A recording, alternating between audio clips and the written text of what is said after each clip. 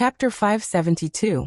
Heroes from all walks of life, good men. I'm not talented, but I'm honored to have all of you here today. Li Yi and Rui sat on the spectator stand. There was still some time before the hero conference started. Lu Luo walked to the front of the stage. With the help of his inner force, his voice rang in everyone's ears. It had to be said that this martial arts master was indeed powerful. He completely eliminated the need for a microphone and sound system. His voice was surrounded by 3D sound without any blind spots. His omnipotent inner force was truly black technology. As the organizer of this hero conference, Mississippi Lu was generous for once. The venue was provided by the Lu League, and the volunteers were all members of the Lu League. The masters on the heaven list were also provided with free fruit platters.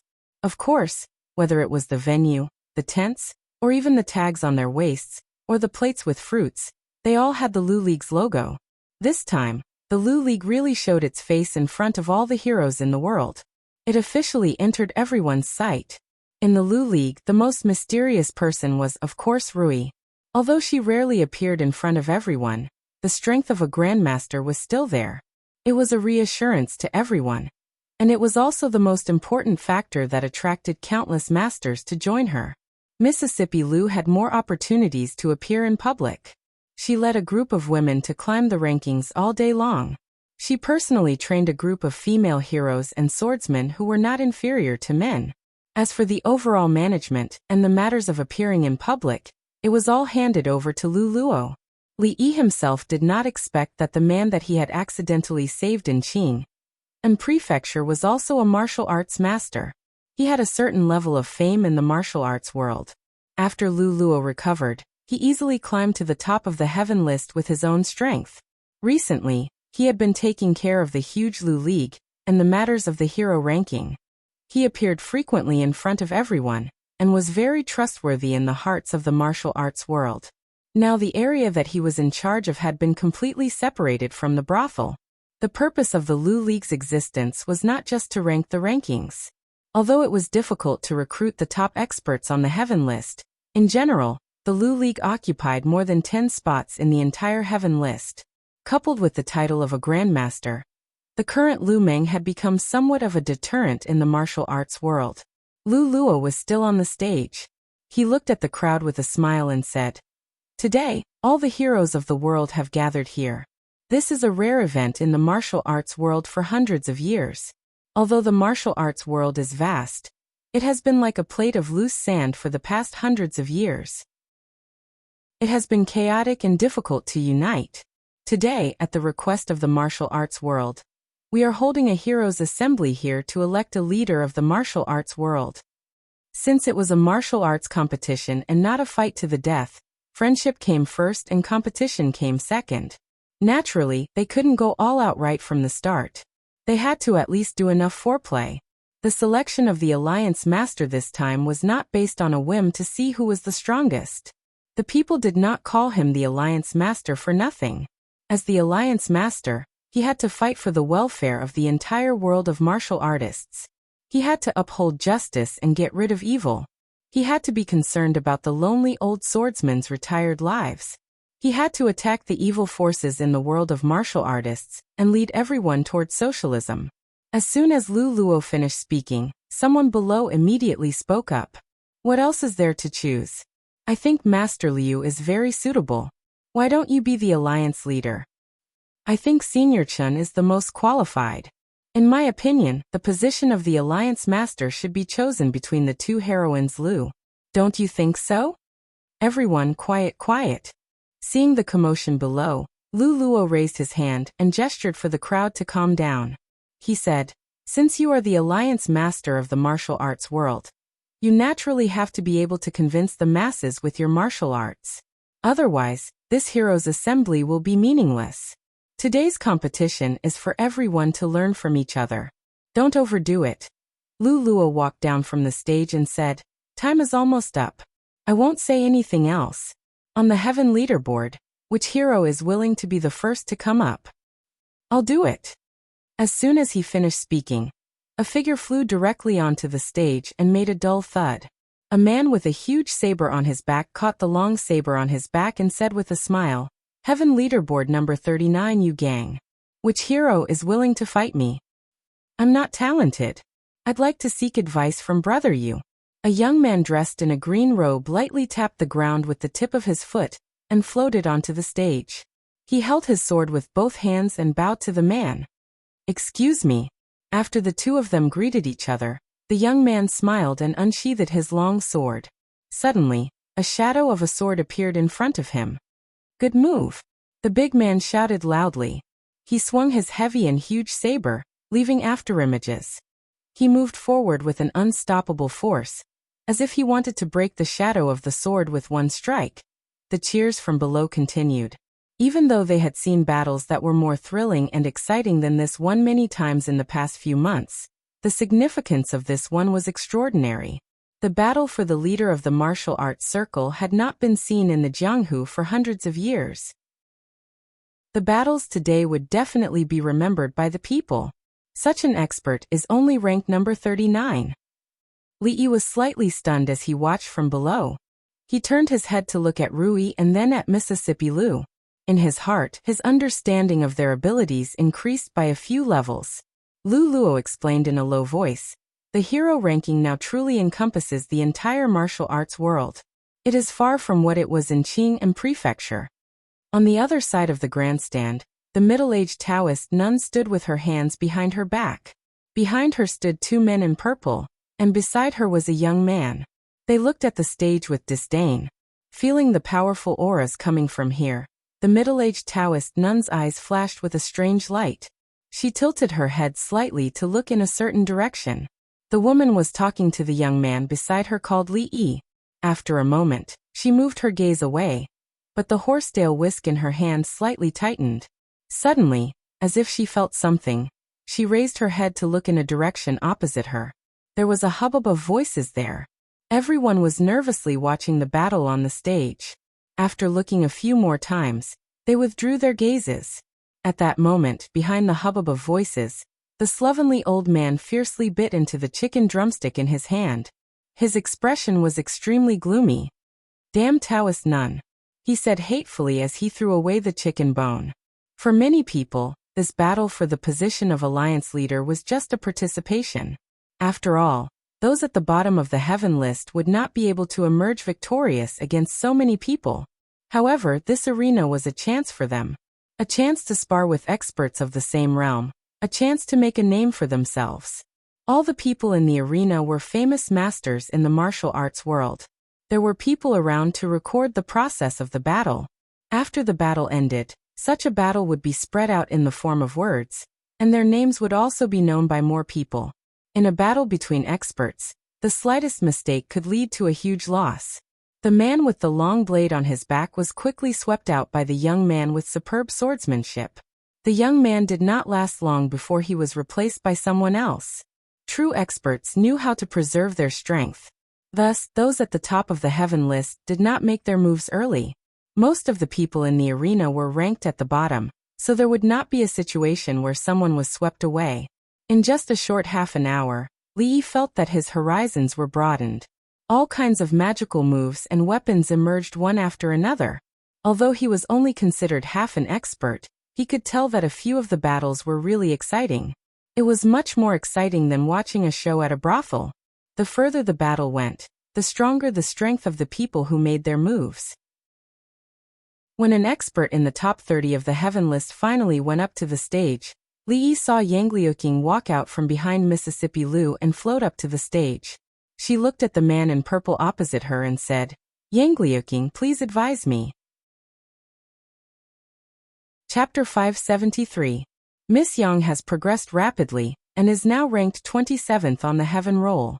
The purple-clothed man she fought is ranked 25th on the heaven roll. The two of them fought before, and Miss Yang lost in one move. It's a pity. Yang Liuqing's moves were quite beautiful, resembling the second young mistress of Lu family. She also used a sword.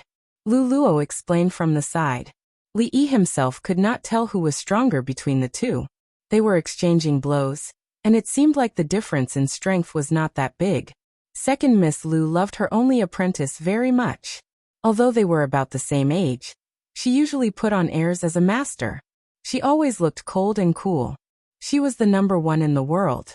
Except for Rui, she didn't care about anyone else. Of course, Li already knew that she was cold on the outside, but warm on the inside. She was dedicated to teaching her disciple. She slept with Xiaohuan at night and wore pink undergarments. Most importantly, if she was as cold on the inside as she looked, he wouldn't be alive today. After wandering for a while, when he looked up again, Yang Liuqing had already flicked the purple-clothed man's weapon away. His sword was so sharp that the purple-clothed man took a few steps back and finally fell off the platform. Yang Liuqing cupped his hands and said, "Thank you for letting me win." Li looked at the cold expression on the young girl's face. Compared to a year ago, she looked much more mature. He thought to himself that it was true that the disciple was like the master. A year ago, although she was silly, she had a firm will and practiced without a care for her life. It seemed that in the blink of an eye, she had turned into the person she was today. Even Lu Luo couldn't help but praise. Miss Yang's talent in martial arts is really amazing. It's only been a few days and your ranking has risen by 2 places. The purple-clothed man retreated to the middle-aged Taoist nun's side. Li saw the young man beside Taoist nun say a few words to her, and went straight up the platform. He looked at Yang Liuqing and cupped his hands. "I am Fang Yu. Please enlighten me, miss." Seeing that this young man was at most the same age as him, but he was actually able to enter the heaven roll, and from the looks of it, he was even slightly higher up. Li could not help but feel a blow in his heart. As if sensing his emotions, Rui squeezed his hand. Li turned back to look at her, and the next moment, he couldn't help laughing. He had only been in this world for slightly more than a year, and he had been practicing martial arts for 3 days and 2 days. Wasn't it looking for trouble to compete with others in martial arts? Besides, no matter how powerful they were they as powerful as Rui? Were they as powerful as Rui? They were so skinny that a gust of wind could blow them over. Fang could probably kill them with 1 punch. On the other side of the stage, the young man was holding a folding fan made of an unknown material. It was not damaged in the slightest when the sword slashed at it. With just this fan, he was able to completely suppress Yang Liuqing. Clearly, there was still a gap between the two of them. Bah! Holding a broken fan and pretending to be a Mongolian prince. This pretty boy is actually stronger than Miss Qing. Someone in the audience curled his lips in disdain. It was obvious that he had already memorized the plot of the hero assembly in the Return of the Condor Heroes. As soon as he finished speaking, the young man's fan flew out of the stage. Yang Liuqing's sword was placed on the young man's neck, and after a moment he pulled it back and said, "Thank you for letting me win." Even when he got off the stage, the young man's face still had a look of disbelief. "Protector, that woman's martial arts are strange." The purple-clothed man who had just been defeated looked at the stage and said. A trace of annoyance appeared on the young man's face. He was extremely puzzled by the strange martial arts that she had suddenly used. He turned his head and asked the middle-aged Taoist nun, "Aunt, what kind of martial arts does that woman's martial arts actually belong to?" The middle-aged Taoist nun muttered to herself for a moment and said, "The martial arts that she has learned are heterogeneous. Just now most of the martial arts that she used were from the Lu family. More than 20 years ago, Lu Qing relied on this to stand alone in Jianghu and consecutively defeated 2 famous grandmasters. He is publicly recognized as the #1 expert in the world of Jianghu. Although the martial arts that this woman used are also from the Lu family, her inner strength is too weak. Compared to Lu Qing, it is still far from being able to compare. As for the move that you used to lose just now, I couldn't see the technique. Who is Lu Qing?" The young man was stunned when he heard this. He could hear that when his aunt said this name, there was an indescribable fear in her voice. But why had he never heard of such an expert? When he disappeared from Jianghu, you weren't even born yet. The Taoist nun said. Her gaze shifted back to the stage, and she didn't say anything else.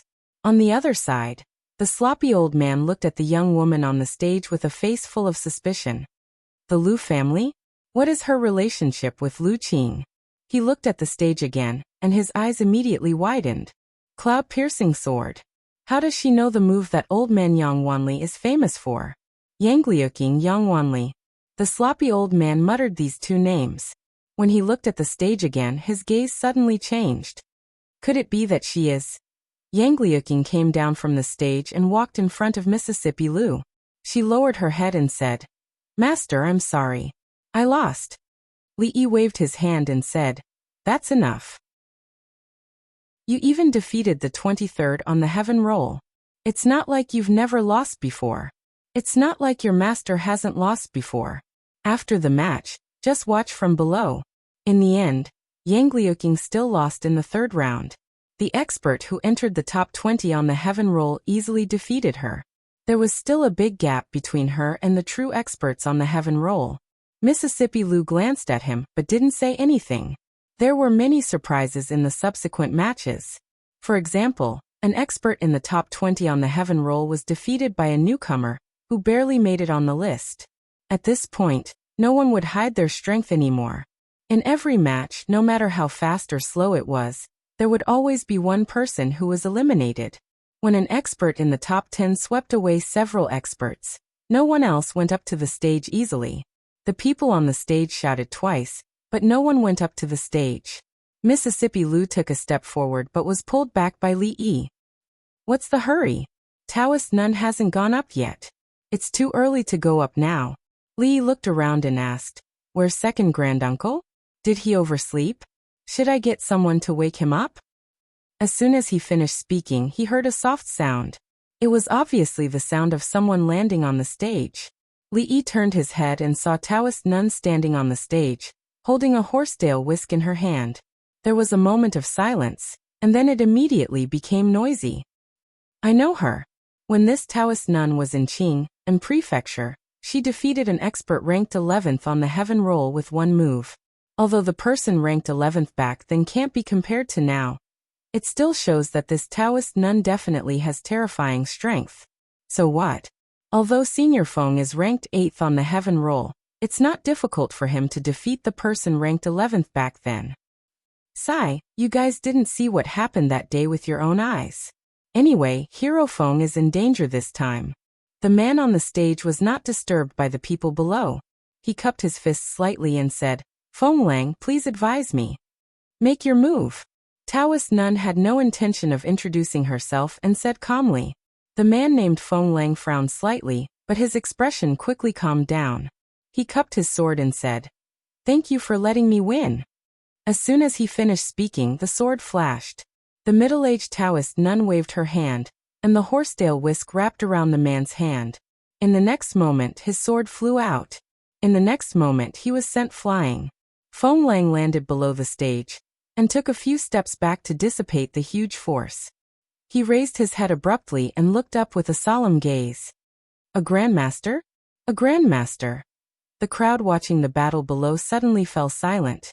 They had originally thought that there was only one grandmaster on the heaven roll. If Heroine Lu, who had never made a move, wanted to fight for the position of alliance leader, no one would be able to defeat her. But now, before she even made a move, another grandmaster had appeared. What was there left for them to play? Feng Lang, who was ranked 8th on the heaven roll, did not even have the strength to fight back. If this was not a grandmaster, what was it? One should know that when he had challenged Mississippi Lu, he had withstood 50 moves before being defeated. Next to the two men in purple, the young man looked around with a mocking expression. Mississippi Lu's expression was calm, but her fists were tightly clenched in her sleeves. As Rui slowly stood up, Li Yi held her hand. He stood up as well, and turned to look at Rui. He said, Let second granduncle do it." Chapter 574. As soon as he finished speaking, he was hit on the head. Second great-uncle found a drumstick out of nowhere, and sat on the seat that Lu Luo vacated. He shook his head and said, "The chair at home is still more comfortable." Li rubbed his head and pointed at the Taoist nun on the stage. The old woman waved her hand and said, "Young people should be patient and watch carefully." "A grandmaster? Let me see just how powerful a grandmaster is." At this moment, a strong voice came from below. A tall, thin man in his 40s jumped onto the stage and cupped his hands at Taoist Nun. "Limli. He's on the stage so early. If there's no grandmaster participating, he has a high chance of winning the position of alliance leader." I don't know if this Taoist nun is a grandmaster. If she's really at that level, even Hero Lin has no chance of winning. The gap between a top-notch expert and a grandmaster seems to be only a thin line, but in fact, it's a whole different world. It's even bigger than the gap between the 5 masters and the first-rate experts as described in the legend of Condor shooting. Listening to the discussions around him, Li Yi turned to look at Lu Luo. Before he could speak, Lu Luo explained, "The person on the stage is called Lin Li. He's the most powerful dark horse in the past few months. In more than 10 matches, he hasn't lost a single one except by the hands of 2nd Mississippi. He's currently ranked 3rd on the heaven list." Li looked at the stage. If he was ranked 3rd on the heaven list, he shouldn't be too far away from Mississippi Lu. If he was still defeated by this Taoist nun, even if Mississippi Lu went on the stage, it wouldn't make much of a difference. Excuse me. After all, the scene just now was a little shocking. Lin Li naturally wouldn't underestimate her. After cupping his hands in greeting, he suddenly stomped his feet and dashed toward the opposite side. Taoist nun's expression didn't change. She looked at the rapidly approaching figure, not even the slightest change in her eyes. However, when he was about to get close, the horsetail whisk in his hand finally moved. At this moment, there was not the slightest noise below the stage. Everyone held their breaths in rapt attention, fearing that they would miss a single detail. They did not even blink. Lin Li, who was ranked 3rd on the heaven leaderboard, made every move that he made was extremely fierce and full of killing intent. On the other hand, Taoist nun looked like she was taking a leisurely stroll in the park. She would occasionally wave the horsetail whisk in her hand and easily dissolve his killer moves. At this point, everyone didn't doubt her cultivation realm in the slightest. Li Yi easily caught the hint of annoyance on Mississippi Lu's face. It made sense. They were both women, but this Taoist nun was too much of a blow. However, Mississippi Lu was young after all. When she reached the age of Taoist nun, she might not be able to beat her, but she would definitely be prettier than her. A bunch of idiots. The young man beside the 2 purple-clothed men curled his lips and muttered disdainfully. The holy religion was determined to win the position of the leader of the Wulin Alliance, and had been planning for at least half a year, so how could she let others interfere? The crowd cried out in surprise at the next moment. The man named Lin Li drew an arc in the air, his body tumbling a few times before he landed steadily on the ground. A hint of admiration appeared on his face. He cupped his hands and said, "Thank you for showing mercy, senior." Taoist nun glanced at him, put away her horsetail whisk and said calmly, "Who else?" There was silence below the stage. Even Lin Li, who was ranked 3rd on the heaven leaderboard, had been defeated so thoroughly. Who else would dare to go up? In today's arena, perhaps only Heroine Lu, who was also a grandmaster, had the right to stand on the same stage as her. However, Heroine Lu had a calm personality and was not interested in the matters of the Wulin Alliance. She did not seem to have any intention of going up on stage today. At this moment, when everyone looked at Taoist nun on the stage again, their gazes immediately changed. Being unperturbed and calm, this was the demeanor of a grandmaster. At this moment, a man in purple walked to the front and said, "If no one goes up on stage, the leader of the Wulin Alliance." Rui stood up from her seat. Second great uncle threw away the chicken bone in his hand and said with a smile, "There's no hurry. Unfortunately, I also want to fight for the position of the Wulin Alliance." An old voice rang in everyone's ears, and in the next moment, another figure appeared on the stage. Many people rubbed their eyes, feeling very confused. When did this old man go up there? Monster Su. Lu Luo was still curious about where the biggest unstable factor had gone. At this moment, he finally understood that he was here today to fight for the position of the Wulin Alliance. 2 grandmasters. In this case, there would be a lot of fun today. Li looked back at second great uncle and asked uncertainly, "One of us?" The old man waved his hand. Spicy chicken, boiled chicken, beggar's chicken, cola chicken, salt-baked chicken, saliva chicken, yellow braised chicken and virgin chicken. It's a different dish every day. If you can't make it, watch your ass. Virgin chicken was nothing. If he could win over this Taoist nun, he could even ask the cook to make virgin eggs for him every day. Li Yi turned his head, ready to watch the show. On the stage, The sloppy old man threw a plate over to prove his identity. Many people saw the number 18 written on the plate. Isn't it Peng Hui who ranked 18th on the heaven list? Where did this old man come from? Could it be that this old man defeated Peng Hui and replaced him? But even if he's ranked 18th on the heaven list, he's no match for that senior. He knows that he's the senior, but he still wants to fight. Is this old man crazy? The sloppy old man ignored the voices below the stage. After glancing in a certain direction, he immediately withdrew his gaze. When he looked at Taoist Nun, his eyes became fierce. Looking at the sloppy old man opposite her, the indifference on the middle-aged Taoist Nun's face finally disappeared. Please. She waved her horsetail whisk. Her expression was much more serious than before. As soon as he finished speaking, the old man's figure disappeared from where he stood. The middle-aged Taoist nun raised her palm, and a fist appeared in her palm. Both of them took a few steps back at the same time. The old man licked his lips, and a ruthless expression appeared on his face. His figure shook again, and several afterimages appeared in the field. This old man, why doesn't he even have a weapon? The voice below the stage stopped abruptly, and the atmosphere became quiet again. With their eyesight, most of them could no longer see the two figures on the stage clearly. It was different from what they had imagined. The reckless old man did not lose immediately, and the Grandmaster Senior was not as calm as before. Only a Grandmaster could fight a Grandmaster to this extent. Two Grandmasters. Everyone immediately sat up straight. To be able to see a Grandmaster in action was already a blessing of 3 lifetimes. Two Grandmaster experts fighting for the master of the martial arts world on the same stage. Who among them had seen this before? If word of what happened today were to spread, those who did not participate in the heroes' meet would probably be filled with regret. The people below the stage did not even blink. Even though they could not see the process of the two's fight clearly most of the time, they could still tell others about it in the future. They could pat their chests and describe the battle between grandmasters that they had seen. It was truly exquisite and peerless. As expected of grandmaster experts. The two of them waved their hands, which contained the heavenly Tao, and fought until the heavens and earth lost their color and the sun and moon lost their light. On the stage, the middle-aged Taoist nun forced the sloppy old man back again.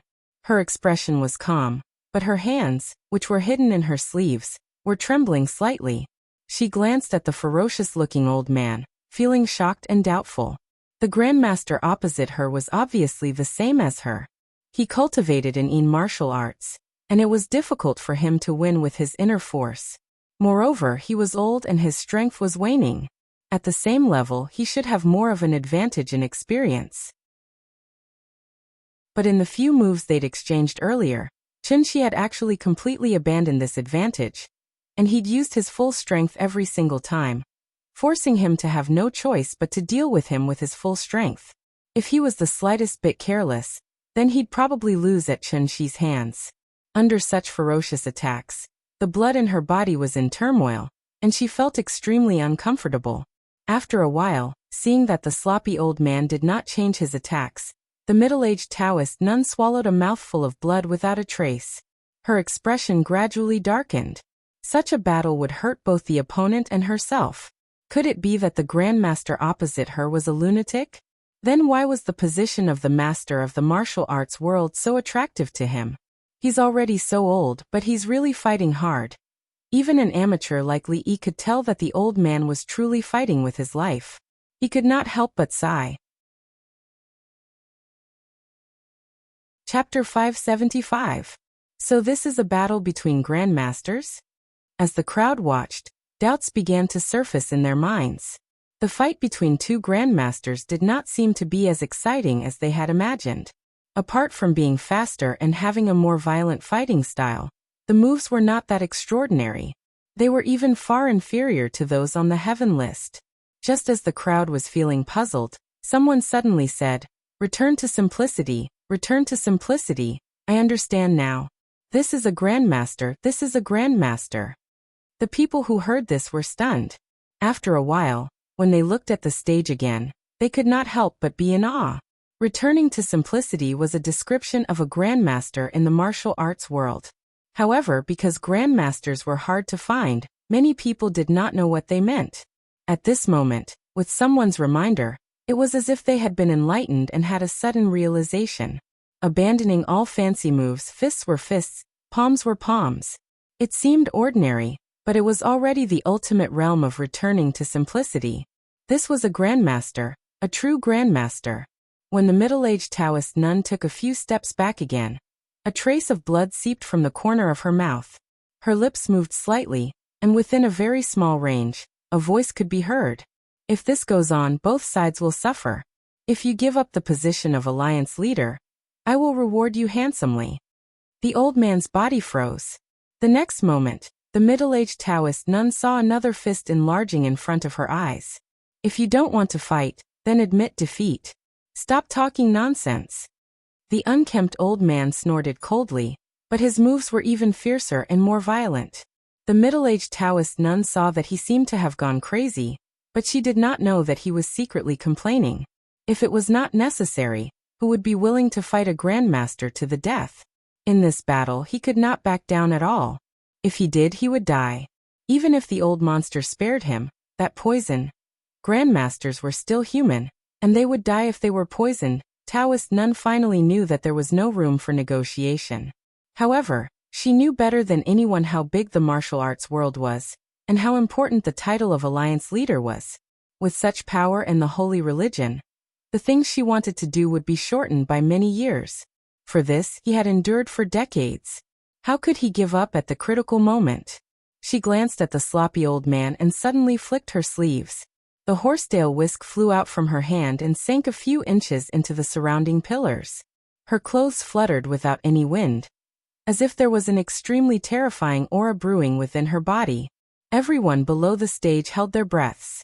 Those who were slightly weaker, under this aura, all turned pale. When the sloppy old man saw this, his face turned serious. A rare look of seriousness appeared on his face. He clenched his fist and the muscles on one of his arms bulged, causing his sleeves to burst open. At a certain moment, he suddenly took a step to the side and punched the void to the side. With a rumbling sound, wood splinters flew under his feet. The entire arena shook a few times and tilted slightly to one side. Taoist nun's figure gradually dissipated on the spot, and appeared in front of the old man. When everyone's eyes caught this scene, her next palm was already aimed at the old man's chest. Many people in the arena were dumbfounded as they watched the arena tilt to one side. Li was also shocked by the scene in front of him. Damn it, are they sure they're not filming a TV series? Rui said softly. That old man is old and weak after all. They're both gurus, but his strength is slightly inferior to Taoist nuns. Li tilted his head and looked at second great uncle. Old and weak did not seem to be appropriate to describe an old man like him. At this moment, most of the people were able to tell that the old man was at a disadvantage in the end. Faced with the palm that was aimed at his chest, a trace of ruthlessness appeared on the old man's face. He did not dodge at all and punched at Taoist nun's face. He doesn't want to live. The expression of the young man next to the purple-robed man changed. This old man's move was clearly a suicidal move. Bang! After a muffled sound, the old man coughed up a mouthful of blood and retreated a few steps. His face instantly turned pale. As for the Taoist nun, although she had injured him, she was also forced back by the punch. Her body arced through the air as she flew backward and landed solidly on the stage. According to the rules of the battle, landing outside the arena was considered a loss. The middle-aged Taoist nun took a deep look at the stage before turning around and leaving. She was willing to risk her life to force herself to step down from the stage. The two purple-robed men, and the young man also looked at the arena. The expressions on their faces froze, followed by a strong sense of disbelief. Not long after, they glared fiercely at the old man in the arena and chased after Taoist nun. The expressions of everyone in the arena were a little complicated. If it was a real fight to the death, the old man in the arena would probably be dead. After all, although Taoist nun had been forced back, she was not injured. If they were to fight again, the result would definitely be different. However, this was an arena battle. There were rules that could not be changed. Landing outside the arena was considered a loss. In this way, Taoist none had lost. The old man seemed to be seriously injured. He stood on the arena, his body swaying slightly. He looked fiercely at the audience and said, "Who else wants to come up?" The audience was silent. An injured grandmaster was still a grandmaster.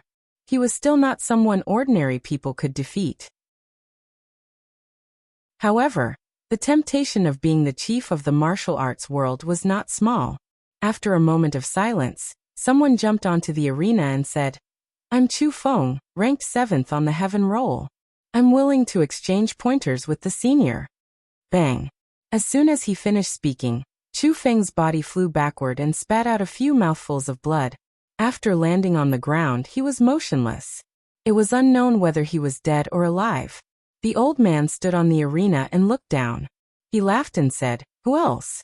Another person below gritted his teeth and said, "I never thought I would have the chance to fight with a grandmaster in this life. Heaven roll number 5, please enlighten me." The heaven roll number 5 lay where the heaven roll number 7 was. He struggled a few times but eventually stopped moving. Blood flowed from the corner of the old man's mouth. He laughed and said, "Who else?" Heaven roll number 4, please enlighten me. Looking at the heaven roll number 4, the audience sighed in their hearts. A grandmaster was a grandmaster after all. Even though he was injured, there was still a world of difference between him and the experts on the heaven roll. Even the second Miss Lu might not be his match. Today, unless her sister made a move, the chief of the martial arts world would be this senior on the arena. Lu Luo looked at the old man and shook his head. That palm just now avoided a vital point. It's far from fatal. A grandmaster is indeed terrifying. Mississippi Lu clenched the autumn water in her hand and slowly walked onto the arena under the watchful eyes of the audience. Lu Luo was slightly stunned. He immediately turned around and said worriedly, "He still has most of his strength. The second miss." "Don't worry." Li Yi turned back and smiled at him. "He's one of us." Lu Luo was startled again. He pondered over Li Yi's words and looked at the old man on the arena. He then thought about the previous situation and murmured, "It can't be. It's Miss Lu. Even if it's Miss Lu, she won't be able to win. This senior is ruthless. I'm afraid Miss Lu, senior. I remember now. He's Freak Su." Mississippi Lu was obviously very popular in the martial arts world. As soon as she walked onto the arena, there was an uproar from below. The sloppy old man on the arena let out a long sigh of relief when he saw her walking onto the arena. I'm done. He dusted his butt and jumped off the arena.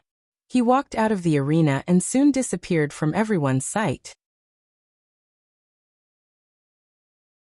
Chapter 576. He's admitting defeat just like that? The sloppy old man patted his butt and left, not taking a single cloud with him. Countless people looked at each other in dismay, not knowing what exactly was going on. If Su had not interfered, the Taoist nun would have been the alliance master of the Wulin today. However, he had eliminated Taoist nun at the risk of being injured. And he had also defeated the top few experts on the heaven leaderboard. It seemed that he would not stop until he had obtained the position of alliance master. As long as he defeated second Miss Lu, the position of alliance master of the Wulin would be in his hands. How could he admit defeat and leave at this time? This was basically giving away the position of alliance master. It was said that Su Guai was eccentric and did things differently from ordinary people. It seemed that the rumors were true. Heroine Lu. Just as everyone was wondering and exclaiming, a sudden shout came from below the stage. Alliance Master Lu. Soon it became two shouts. Heroine Lu, Alliance Master of the Wulin. Alliance Master Lu. Alliance Master Lu. It was only then that everyone came to their senses. No matter what, since Su blamed them for leaving, according to the rules, it was counted as his loss. There were still a few experts on the heaven leaderboard who had not entered the stage, but they were ranked in the middle.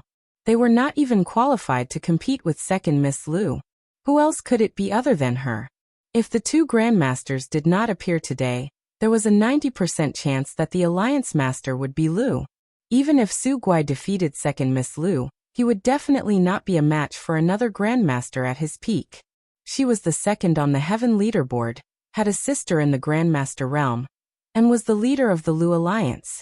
Although she was only a woman, most people were convinced that she had become the Alliance Master of the Wulin. Alliance Master Lu. Alliance Master Lu. As the voices spread, more and more people began to shout. Who's the one who arranged this? The voices around them were getting louder and louder. Li Yi was stunned when he saw Lu Lua whisper something into someone's ear and walk over. How did second great uncle make that old man work so hard? It was still noisy outside. Li Yi sat in the spacious tent, passed the peeled apple to Ru Yi, and asked in confusion. As a grandmaster, he didn't hesitate to get injured to clear the path for Mississippi Lu. What was he after? As expected, the thoughts of the elderly could not be speculated with common sense. Rui smiled and cut a piece of apple for Li Yi, saying, second granduncle should have his own way. Old monster. Old senior. In another tent, the sloppy old man's face was pale. He stood in front of second great uncle and said in a trembling voice, Senior, I've done what you asked me to do. The antidote. What's the hurry? The old man said lazily. Do you think I'll lie to you? The sloppy old man smiled embarrassedly and said, Senior's martial arts are unparalleled. Naturally, you won't lie to me. Second great uncle glanced at him and took out a milky white square object the size of a fingernail. He threw it over and said, Eat it. The sloppy old man quickly caught it. When he saw what was in his hand, he couldn't help but be stunned. No matter how he looked at it, the thing in his hand was the poison he had just eaten. Senior, this. The sloppy old man looked at him and said in disbelief, This is what I just ate. Just eat it. Don't talk so much nonsense. Second great uncle glanced at him and said, Have you heard of fighting poison with poison? The sloppy old man stood where he was and looked uncertain for a long time. If he didn't eat it, he would definitely not live past this time tomorrow. If he ate it, it was clearly the poison he had just eaten. If he ate it, he might not even live through the night. Finally, he gritted his teeth and put it in his mouth. Because he didn't have a second choice. He couldn't beat this old monster. If the old monster wanted to kill him, there was no need to go through so much trouble. He could only do as he said. Second great uncle glanced at him and asked, How is it? Sweet. The sloppy old man nodded. He didn't know where this poison was extracted from, but it was actually so sweet and had a faint milky fragrance. Disregarding the toxicity, just from the taste alone, it was the first time he had tasted such a sweet poison in his dozens of years of life.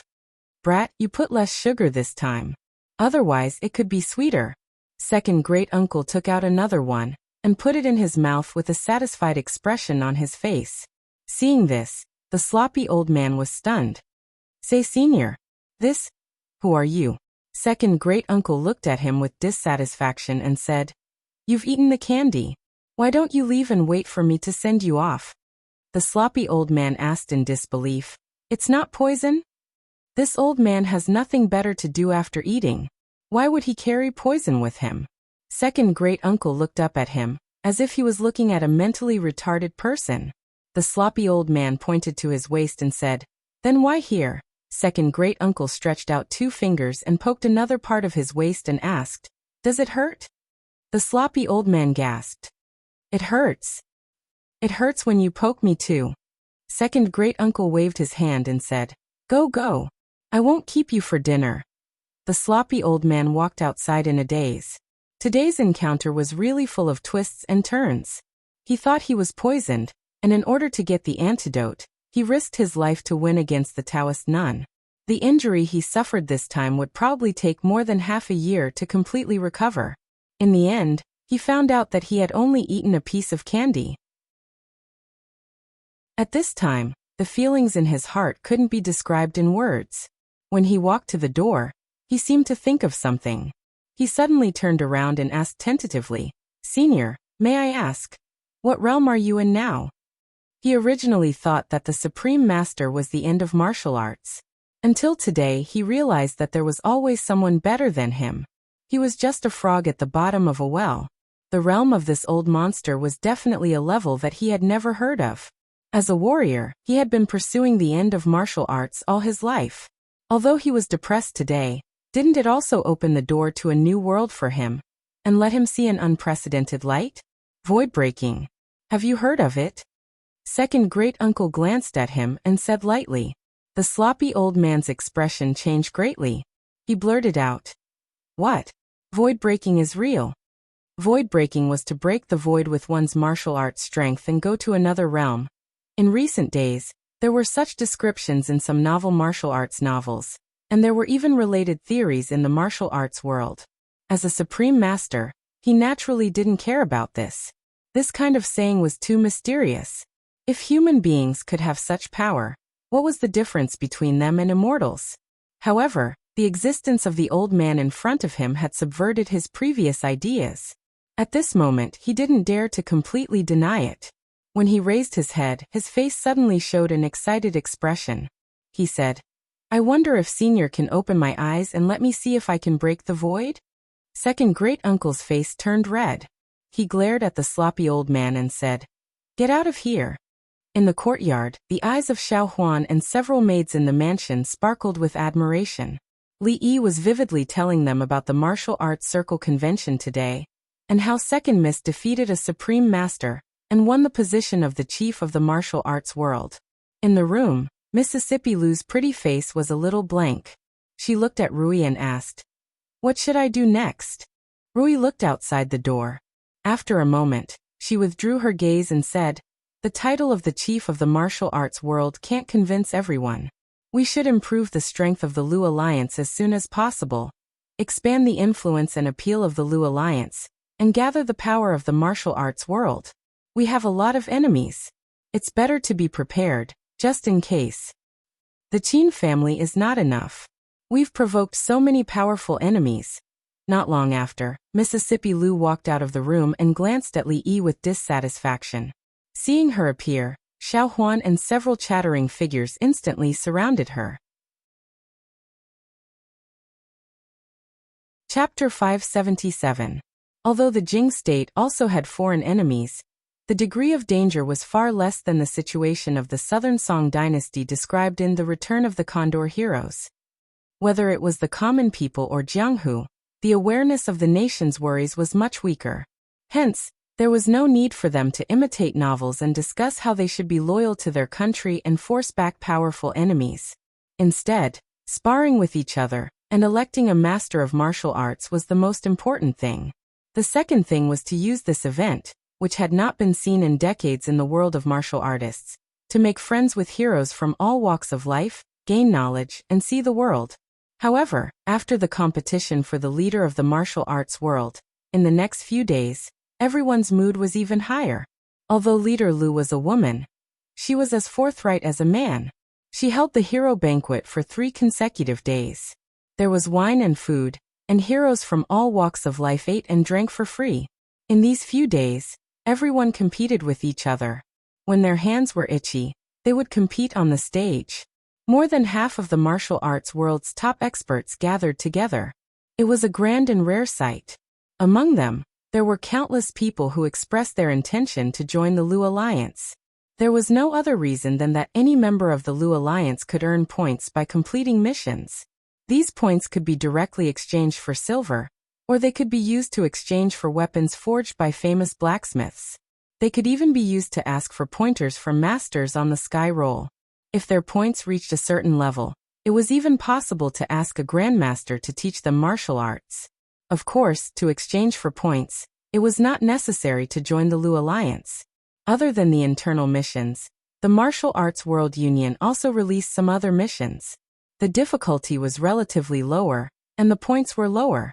For example, helping the government to catch wanted criminals could earn points. These points were also useful in the Lu Alliance. 3 days. Almost 1,000 taels of silver is gone. What a wastrel, what a wastrel. Li Yi sighed. Although he had a lot of money, it was still a little painful to spend 1,000 taels of silver without even making a splash. Now that he thought about it, Hero Gua and his wife were the real rich people. The hero banquet lasted for a month. How much money did they spend? From another perspective, this was also a kind of investment. After all, the martial arts world's people added up to a huge force that could not be underestimated. It was necessary to raise a flag and start a rebellion. However, whether or not this investment would be able to recoup its capital, and when it would be able to recoup its capital, was unknown. After feeling heartache for a while, he shook his head. So be it if he squandered. After all, his family was rich. Mississippi Lou's method of squandering was not ruthless enough. Now the brothel, including all the shops, brought in more than 1,000 taels of silver every day. The banquet of heroes would eventually come to an end. Several days later, a large number of people in the martial arts world began to leave the capital. He had gained a lot from this trip. He was lucky enough to see a fight between grandmasters, and he learned a lot from sparring with fellow martial artists. When he went back, he would slowly comprehend it. It wouldn't take long for his strength to rise to the next level. Of course, there were also some who stayed behind. With the start of the heroes' banquet, the martial arts world had entered a new era. The capital was now the core of the entire martial arts world. They were no longer alone. There were countless martial artists around them, and there was the Martial Arts Guild and Alliance leader Lu behind them. Here they could quickly improve their strength. They wanted to get on the chivalry ranking and the chivalry ranking. When the martial arts world turned a new page, they wanted to seize the opportunity to advance bravely and stand at the top of the waves of the era. At the same time, in a remote inn somewhere in the capital, a haggard and unkempt old man reached out and touched a spot on his waist. He let out a long sigh of relief, and his heart was finally at ease. God knew how he spent the past few days. He still had doubts about whether or not he was poisoned. These few days, he had trouble eating and sleeping, afraid that he would never wake up again if he fell asleep. Over the past few days, he had visited several famous doctors in the capital. One of them had even worked in the Imperial Physician's Bureau before, but they all concluded that he was not poisoned. Today he checked his body again and confirmed that it was really just a piece of candy. Only then did he finally relax. Thinking about how he had traveled all over the capital over the past few days, and had not seen any shops selling that thing, a hint of suspicion appeared on the unkempt old man's face. That candy, where did you buy it from? In a courtyard outside the capital, a man in purple said respectfully, Your Highness, the person who fought with you on the stage that day is confirmed to be Monster Sue. Monster Sue. An inexplicable emotion appeared in the middle-aged Taoist nun's eyes. She had heard of this grandmaster's name before, but she could not understand why he would risk his life to stop her when there was no enmity between the two of them. At the end of the day, she still had her concerns. Even if she was stronger than Monster Sue, even if she could defeat him, it would not be easy for her. Being heavily injured would be the least of it. It was not impossible for both of them to be injured, or even perish together. To her, the position of the chief of the martial world was very important, but it was far from the point where she would trade her life for it. The man in purple continued, Monster Sue heavily injured several experts ranked at the top of the heaven roll, but he voluntarily gave up after Miss Lu went on stage. I feel that there must be something fishy going on. A grandmaster had a grandmaster's integrity. It was impossible for anyone to do something like helping someone else for free. Apart from the royal family, no one could bribe or threaten a grandmaster. The middle-aged Taoist nun was completely puzzled by this matter. The young man next to the man in purple said with an unconvinced expression, Aunt, are we just going to give up the position of the chief of the martial world? The holy religion has been planning for this for a long time. Naturally, we won't give up. The middle-aged Taoist nun said, We'll put this matter aside for now. I'm going to the Qi Kingdom. It'll take at least half a year, or at most a year. During this time, all of you should stay in the capital.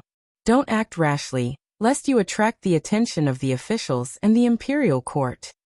I understand. The man in purple immediately bowed and said, As for that woman, don't let anyone come into contact with her. Send some people to keep an eye on her, the middle-aged Taoist nun added. Lady, there are many people guarding that woman. It's very difficult for our people to get close to her. The man in purple looked troubled and said, If we want to get close to her, we can only start from the brothel. We've already arranged for people to infiltrate the brothel. He had an indescribable feeling towards that woman who had appeared out of nowhere. He had originally been someone who had nothing to do with the holy religion. Now his position in the religion had become more and more important. After he said those words in front of nearly 100 believers, there was no turning back. The middle-aged Taoist nun walked out of the courtyard. The man in purple bowed and said, "Farewell, lady." Hero assembly? Emperor Jing held a report from the intelligence office in his hand. He frowned and said, "What's going on?" Changde, who was beside him, said, "Your Majesty, this is a grand meeting held by the people of the martial world. It's just outside the capital. Heroes from all walks of life are invited to learn from each other and compete on the same stage to choose a chief of the martial world to lead the heroes." Emperor Jing frowned again. The so-called hero assembly, in the eyes of the imperial court or the emperor, was equivalent to an illegal assembly. For this kind of thing, whether it was the local officials or the imperial court, they all attached great importance to it. This was because it was also a necessary step to gather the rebels and raise flags to rebel. Chapter 578. The imperial court had always neither supported nor suppressed the so-called jianghu in the martial arts world. No one could deny the existence of the martial arts world. However, although it existed in the Jing kingdom, it was not something that he, as the emperor, could control. This was something that no king wished to see happen.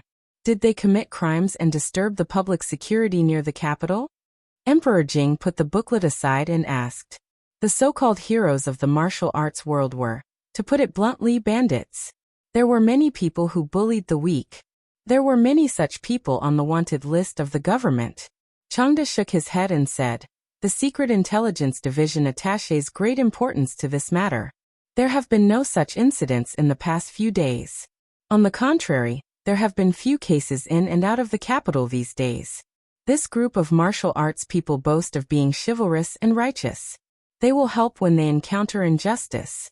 Several wanted suspects of the Ministry of Justice were killed by them." Emperor Jing was startled.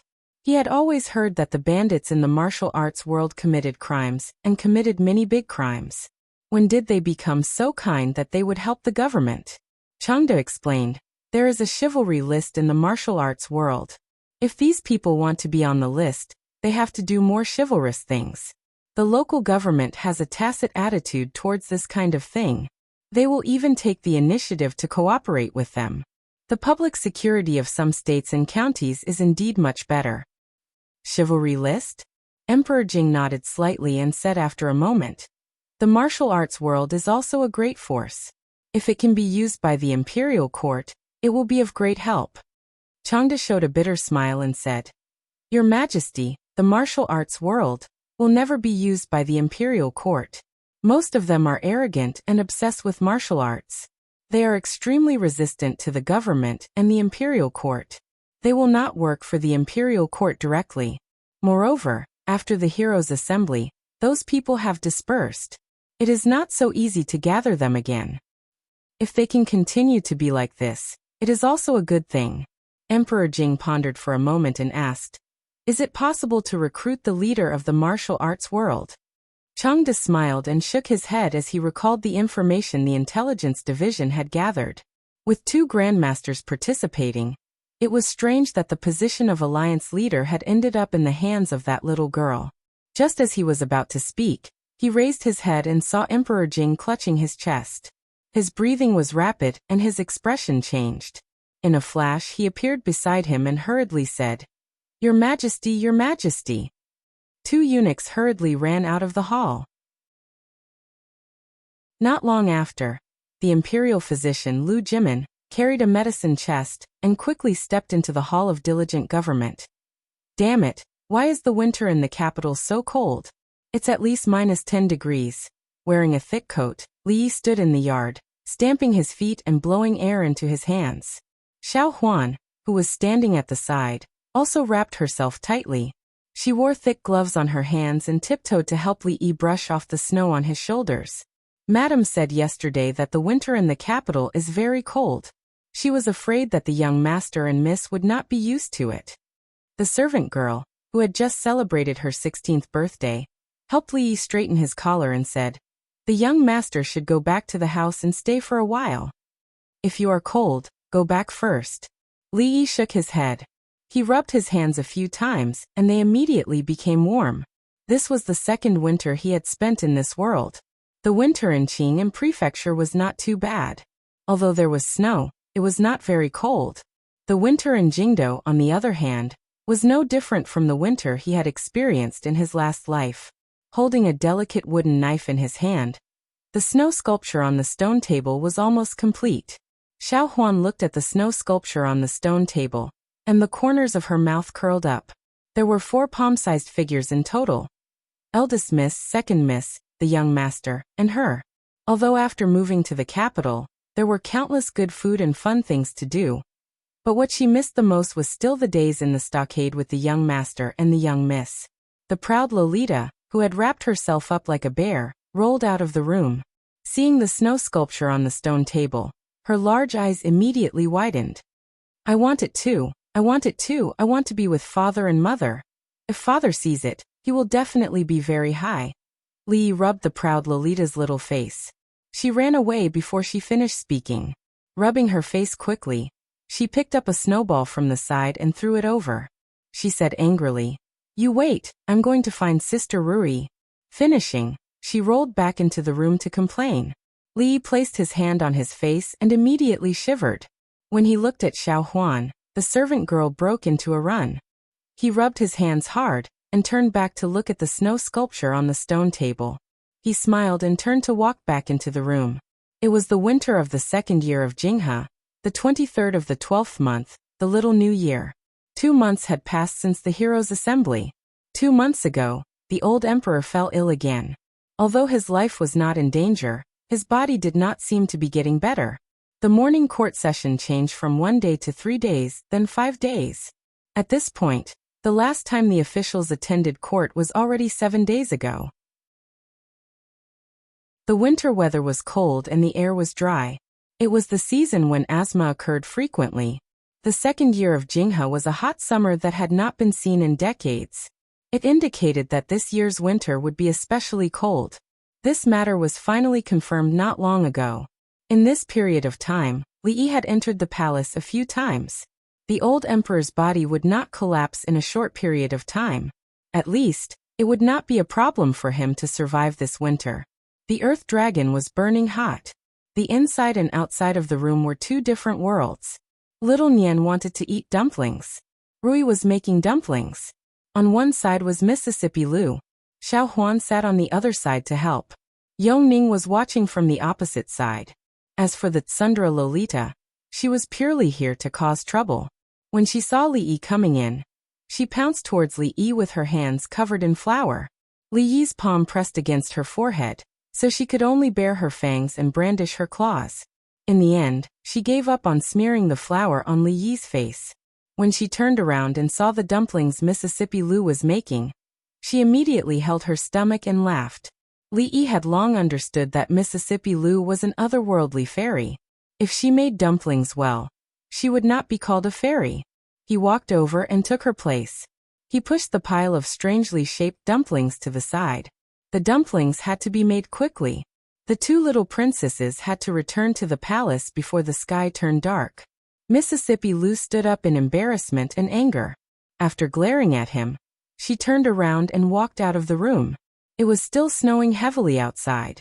In the blink of an eye, a layer of snow had fallen on the previously clean courtyard. 2 maids stood beside the stone table in the courtyard with brooms, chattering to something. Mississippi Lu walked over and looked at the stone table for a long time. According to the custom, firecrackers should be set off before the meal. The Tsundra Lolita volunteered to light it up. When she was escaping, she accidentally slipped and fell.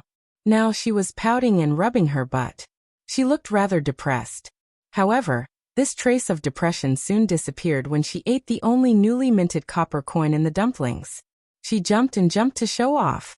After the meal, the snow gradually subsided. Li sat in the courtyard and thought about something.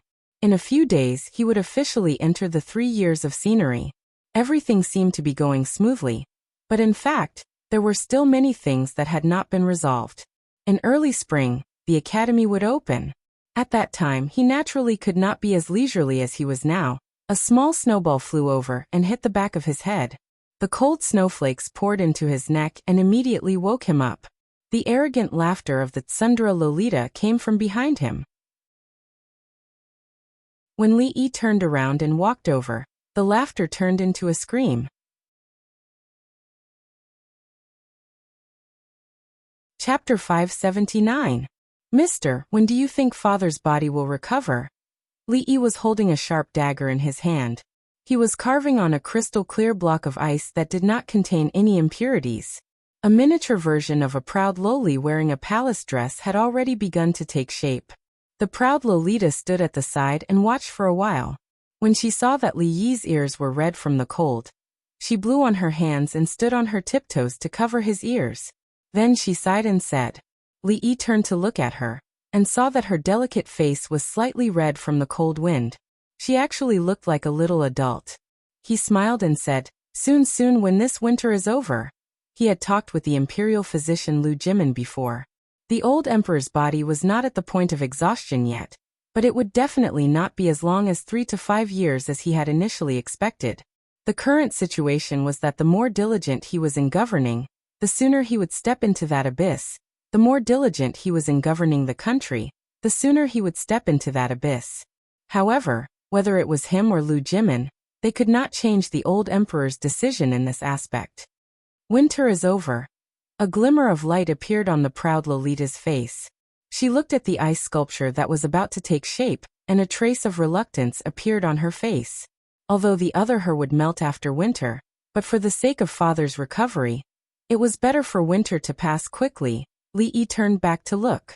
Yongning and Xiao Huan were hiding in the room with only their heads peeking out. The snow in the corner had been swept away. A cover made of bamboo, a pile of rice, a wooden stick, and a thin silk thread extended into the room. A few sparrows tried a few times, but in the end, they could not resist the temptation and hopped into the cover to peck at the rice grains. Suddenly, the silk thread was tugged, and the elder girl ran out of the house with the younger girl. Yongning's affection for the old emperor was very limited. It was probably not even a tenth of the affection she had for the proud Lolita. This was normal.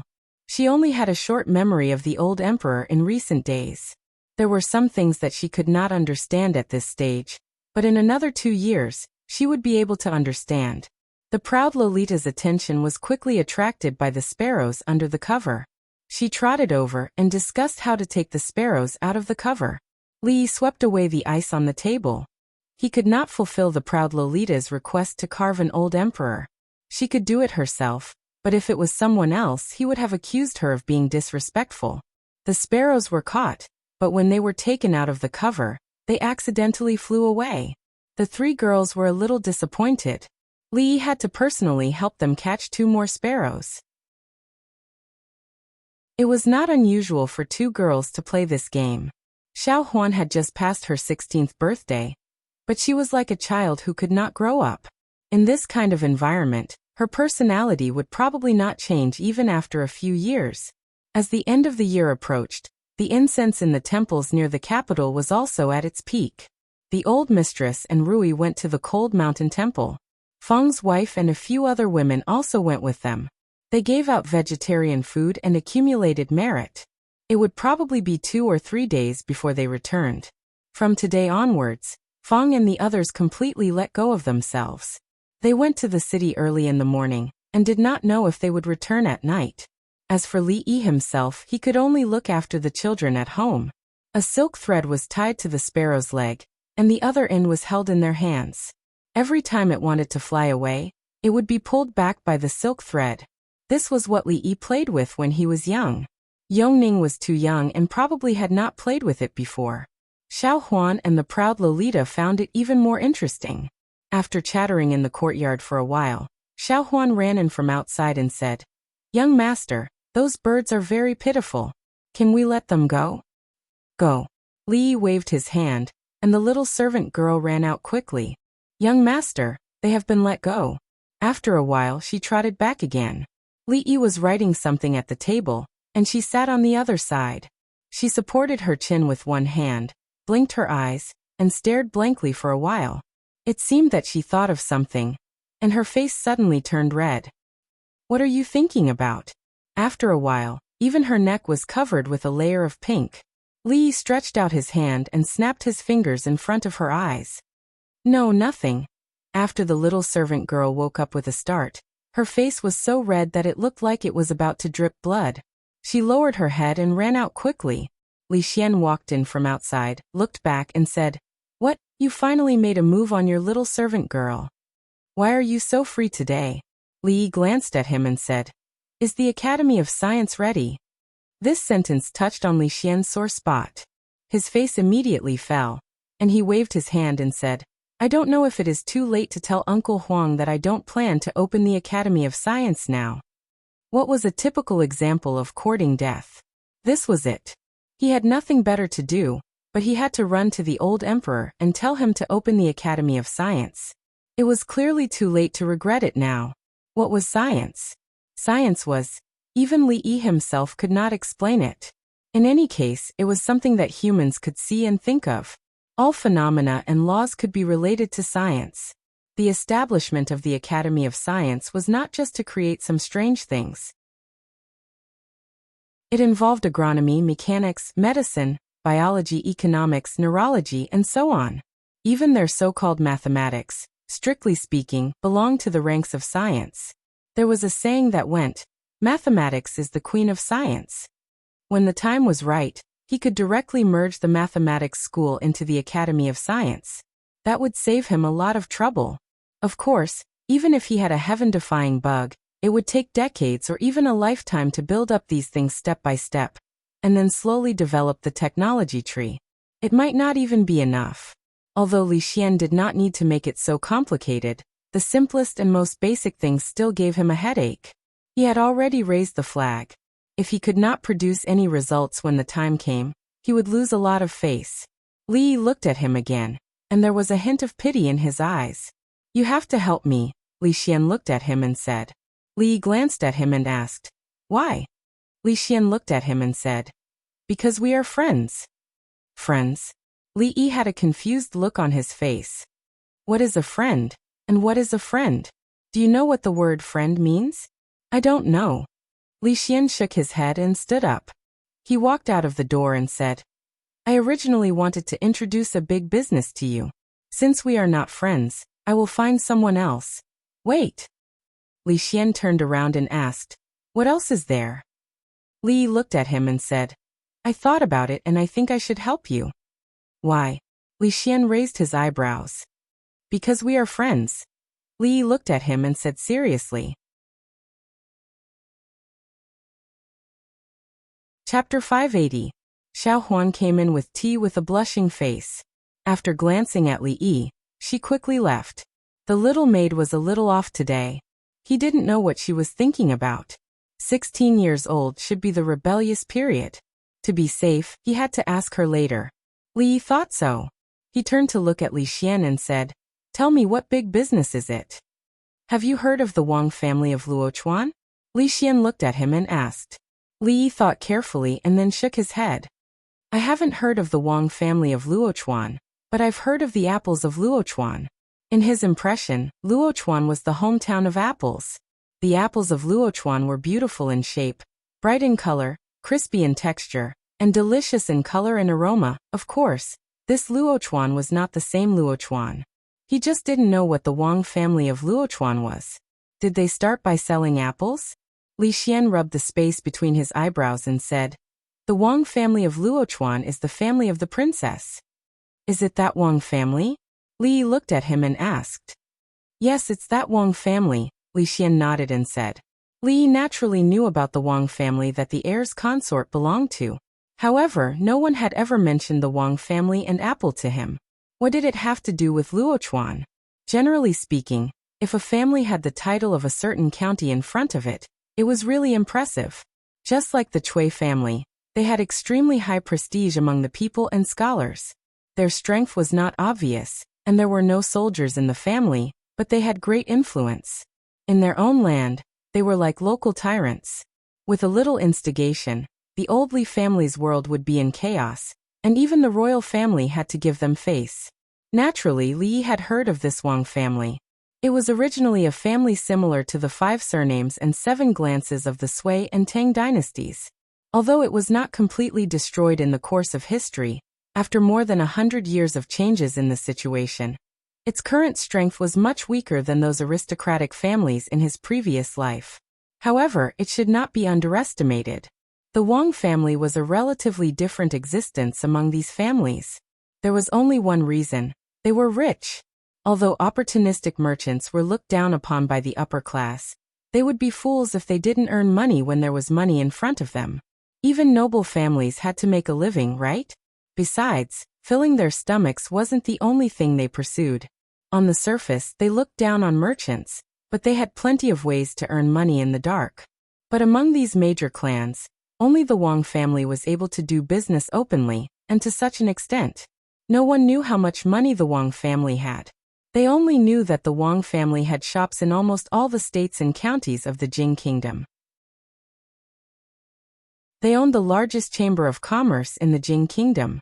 They were the kind of people who could kill a lot of self-proclaimed rich merchants with just a few taels of silver.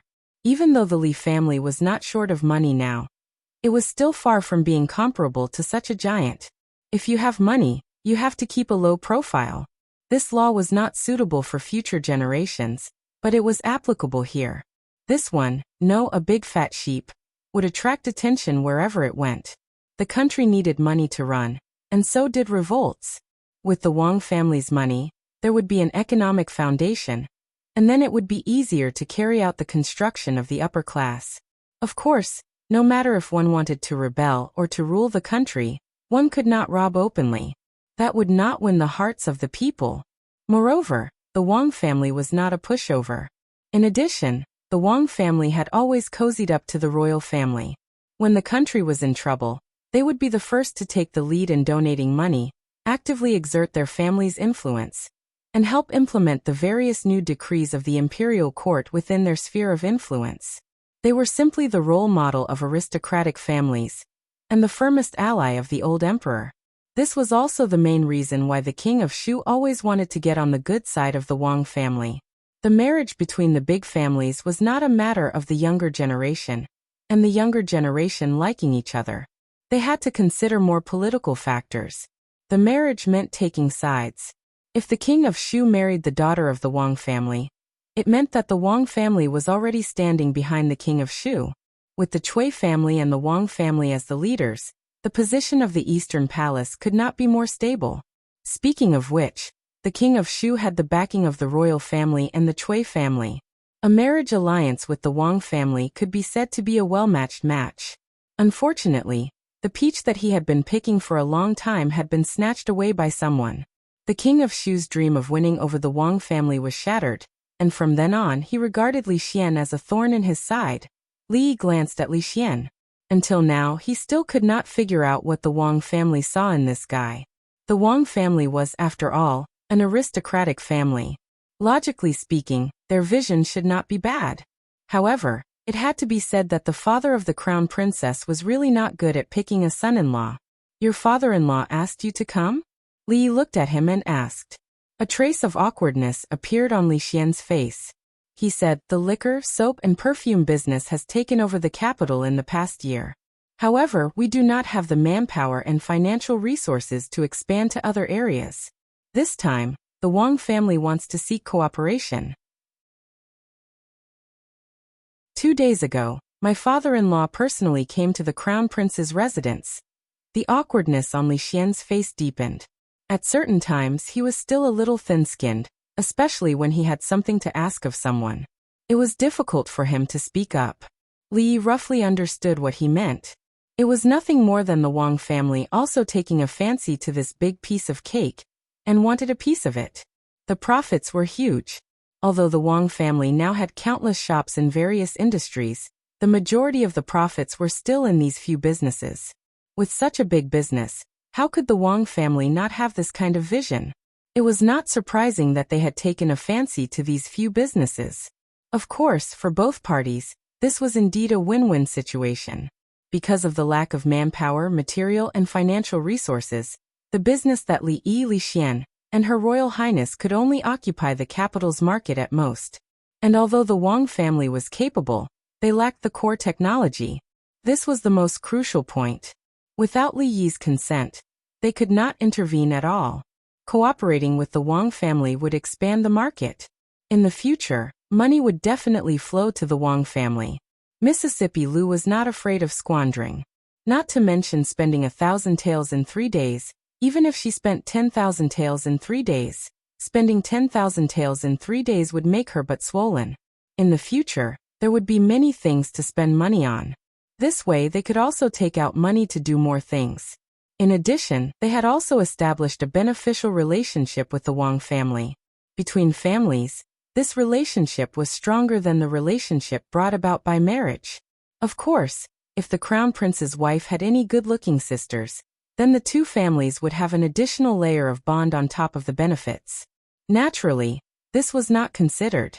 This matter did not bring any harm to the Wang family. Moreover, since Li Xian had spoken, as long as it did not cross the bottom line, he would not reject it. After all, in the entire Jing kingdom, there was only one person who would step forward and give him a kick instead of stopping him when he was beating up the king of Shu. Li nodded and said, "If you have time in the next 2 days, ask the Wang family to send someone over to discuss the details of the cooperation." Li Xian thought for a while and said, "You don't have to take me into consideration for the Wang family's matters. Just do what you have to do." He weighed in his heart for a long time and finally made a decision. "Okay, then tell them not to send anyone over," Li Yi said straightforwardly. "Forget I said anything." Li Xian stood up. The guilt in his heart disappeared without a trace. He lifted his feet and walked out. "I will bring someone from the Wang family over tomorrow." "Wait a minute." Li Yi stopped him in time. Li Xian stepped out of the door with one foot, and the other foot was ready to step out at any time. Did the Wang family of Luochuan sell apples in the past? Li looked at him and asked curiously.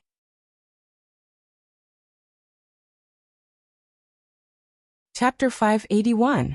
The Wang family had never sold apples, which made Li Yi feel a little disappointed. When he realized that Li Xian had never mentioned the Academy of Sciences from beginning to end, this disappointment expanded a little. What a silly and naive child he used to be. Now he actually knew so many twists and turns. It was clearly a matter of asking for help, but in the end, it turned out that he owed him. Li felt that his IQ had dropped a little recently, and he needed to eat more walnuts to make up for it.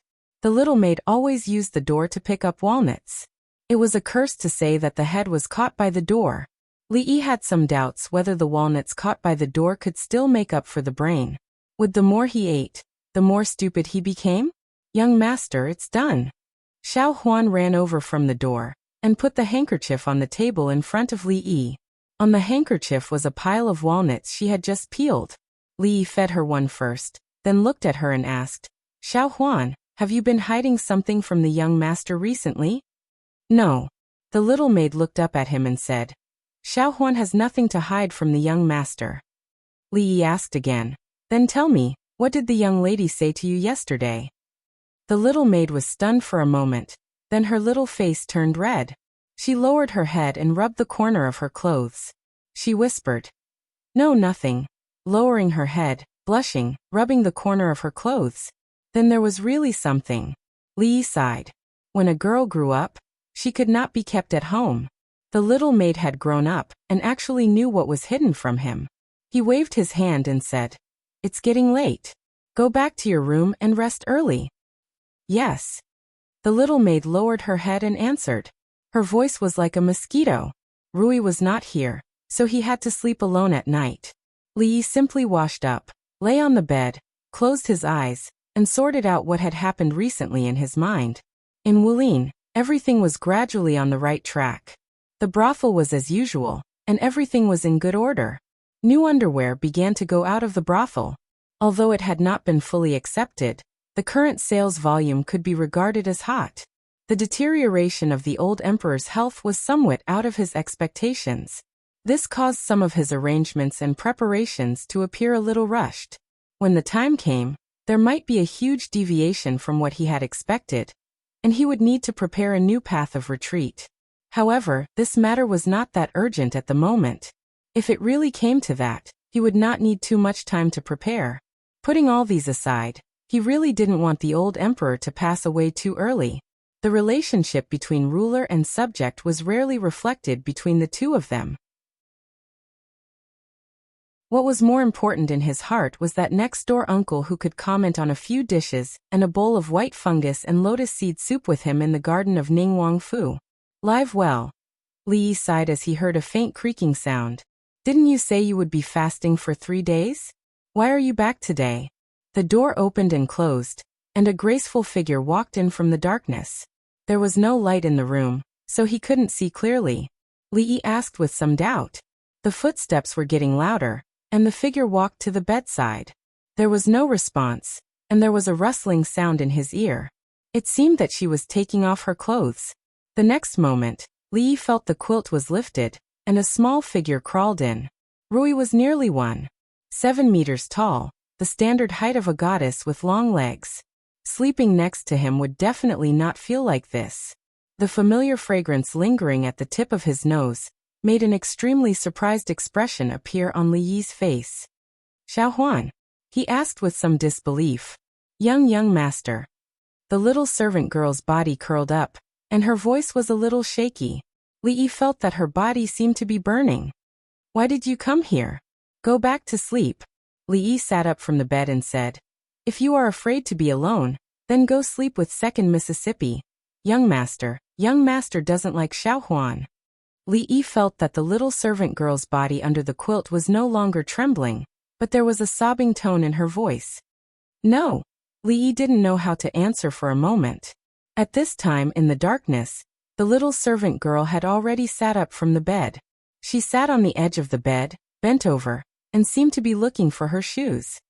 Xiaohuan, leave immediately.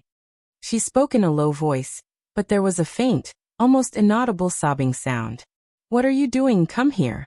Li Yi was stunned for a moment, and then pulled her over, slapped her but hard, and covered her with the quilt. The little servant girl's body wriggled a few times, and Li Yi reached out to pull her face. Don't move. So she really didn't move. Did eldest miss teach you? In the darkness, Li Yi touched her forehead and asked. No, it was Xiaohuan herself. She stopped sobbing and rubbed her butt. Her voice was as soft as a mosquito. Young master, Xiaohuan is already 16 years old. Li Yi rubbed her head and said, 16 years old, still too young. The little servant girl stuck out her chest under the quilt and said in a small voice, not young anymore. There was only one quilt, and the two of them were squeezed face to face. The distance that Li Yi deliberately kept disappeared after she stuck out her chest. Don't move. Li Yi's body stiffened, and he said in a low voice. Oh, the little servant girl said in a low voice. After a while, she suddenly said, Young master. What is it? There seems to be something under the quilt. Don't move. Li Yi's body stiffened and he said. There really is something. The little servant girl said seriously. In the next moment, Li Yi gritted his teeth and moved her hand away. I said, don't move. When he was washing up in the morning, Li Yi looked at his reflection in the water, and he stared at the 2 dark circles under his eyes in a daze. Last night he tossed and turned with Xiaohuan until midnight, and he didn't sleep well. Anyone who told a fairy tale until 2 or 3 o'clock would be like this, and he didn't even know when she fell asleep. He could only look but not move, and he had to tell her stories to coax her to sleep. Last night was really a double torture for his body and soul. This debt, when Rui came back, he would settle it with her. Young master, you're awake. Xiaohuan walked in from outside and her face was red. No matter how Li Yi looked at it, he felt that something was wrong. After staring at her for a while, he realized that today, she didn't do her hair in the 2 buns that he was most familiar with. Instead, she pulled her hair up and combed it into a bride's hairstyle. Heavens, does she even know what this means? Li Yi rubbed the space between his eyebrows, and his mind became more and more confused. Xiaohuan's face was a little hot from his stare, and she quickly ran out. A group of servant girls in the residence immediately surrounded her. When Mississippi Lu passed by the door, she looked at him a few more times, and Li Yi felt that she was laughing at him. When Li Xian walked to the door, he turned back to look at the courtyard. When he turned back again, he asked in astonishment, even her hair is combed up, it can't be you really ate your little servant girl?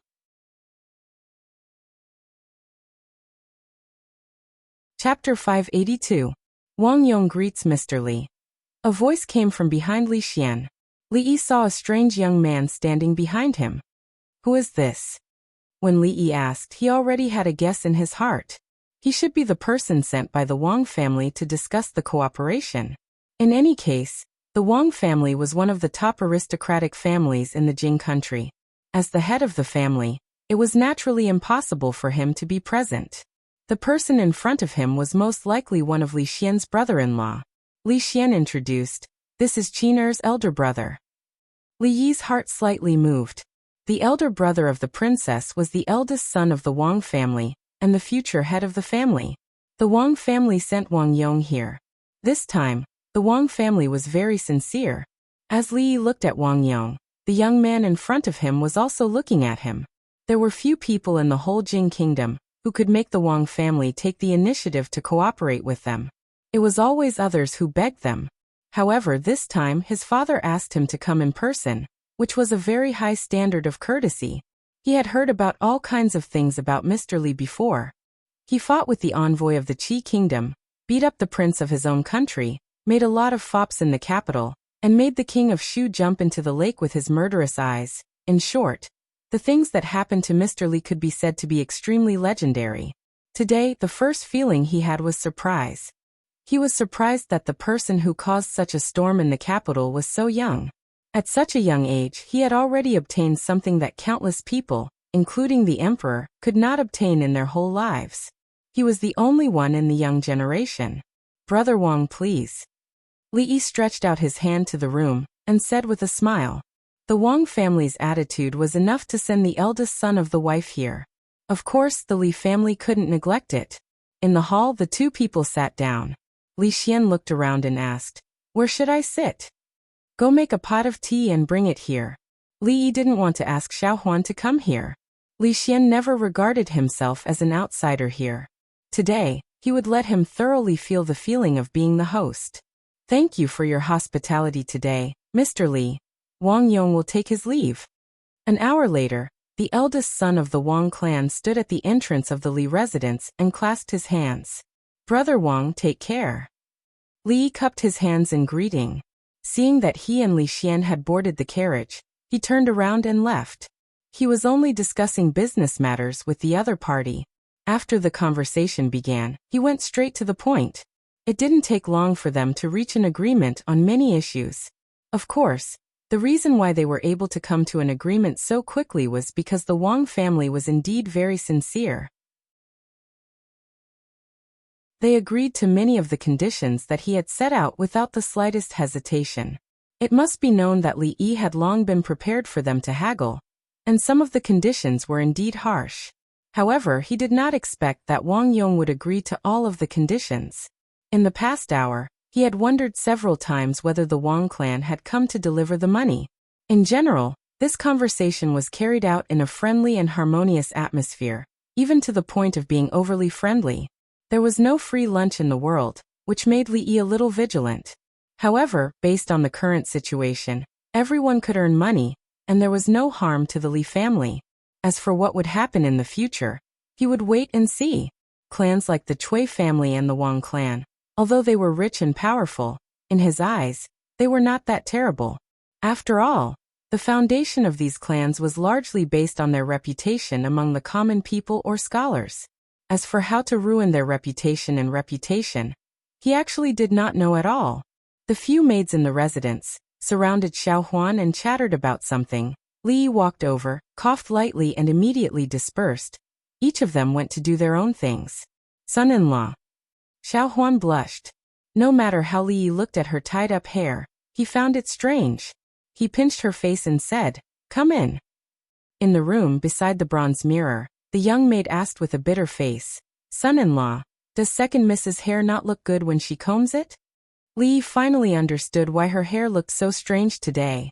He spread her hair and said, "Your second miss looks good when she holds a sword and slashes people." Combing her hair, he. "Son-in-law, let me do it." The young maid wanted to stand up from the chair, but was pressed down by Li Yi. "Don't move." Hearing the words "don't move," as if she thought of something, the young maid's face immediately blushed. As Li Yi combed her hair, he said, Don't learn from your second Mississippi. A girl who doesn't know how to cook, doesn't know how to do needlework, doesn't even comb her hair well, and likes to squander. Glancing at the bronze mirror, there was a clear flash of cold light in the direction of the door. Li said without batting an eyelid. Girls should squander. Silver is to be spent. Girls should not hang around the stove all day. They should be independent and self-reliant.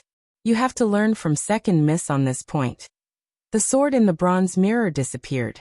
Li heaved a sigh of relief. The young maid asked doubtfully, but didn't son-in-law just say that you don't want Xiao Huan to learn from second miss? Don't move. Li pressed down on her head. If you move, it will be messed up. After a while, looking at the young maid who had 2 new buns of hair, Li adjusted the position of the 2 buns and nodded. She finally looked more pleasing to the eye. Xiao Huan wrinkled her nose and asked, Son-in-law, does it really not look good when your hair is tied up? It doesn't look good. Li nodded and said straightforwardly. Hee, then Xiao Huan will comb it like this in the future. When she skipped out, her eyes curved into crescent moons. This was the first time son-in-law personally combed her hair. She ran out of the door and saw a figure walking in from outside. She immediately jogged over. Miss, you are back. How was the vegetarian offering this time? Rui sat in front of the dressing table. She took off the pearl hairpin and replaced it with an ordinary hairpin. Li walked over and asked. Everything went smoothly, Rui said with a smile. Those things were done by the servants. I only watched from the side. She thought of something and said, Master Tan Yin of the Cold Mountain Temple asked me to send his regards to you. He said that if you have time, he would like to discuss Buddhism with you. There was no time to discuss with a monk who suffered from being duped about how to dupe others. This was a secret that would not be passed on easily without a few thousand taels of silver. Xiao Huan, it was my wife who asked her to do this. Li looked at her and asked. Such a silly little servant girl with a childlike temperament would definitely not have the guts, and would not have the mood to do what she did last night. Although she denied it many times when he asked her, but the only person she would protect like this was Rui. Rui said in a small voice, Xiao Huan is already 16. She was originally a Tongfang, and she also likes you. 16 is still too young. Li sighed and said, at least wait until 20? Rui raised her head to look at him and said, but hubby, I have not passed the age of peach and plum? Li thought for a while and said, then 19, it cannot be any earlier. Rui lowered her head. I was thinking, if Xiao Huan can give birth to a child for hubby, for the Li family. Li Yi's body stiffened slightly. In order to ensure that the eldest son was the legitimate son, no matter if it was a servant girl or a concubine, they were not allowed to have children earlier than the legitimate wife. If such a thing happened in those aristocratic families, it might even involve lives. Now she actually did not even care about this? One could imagine, before she made this decision, how much hesitation and struggle in her heart. Hubby. She raised her head to look at Li Yi. Her voice was already choked with sobs. I'm sorry. A grandmaster, at this moment, was only an ordinary woman. The 2 tear stains on her extremely beautiful face were rather eye-catching. What's so good about a naughty child, so annoying? Li Yi's face darkened. He turned back and closed the door, carried her up and walked to the bedside. Hubby.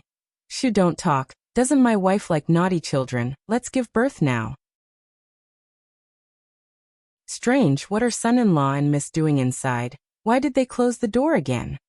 The little servant girl stood at the door for a while, scratched her head and muttered in confusion.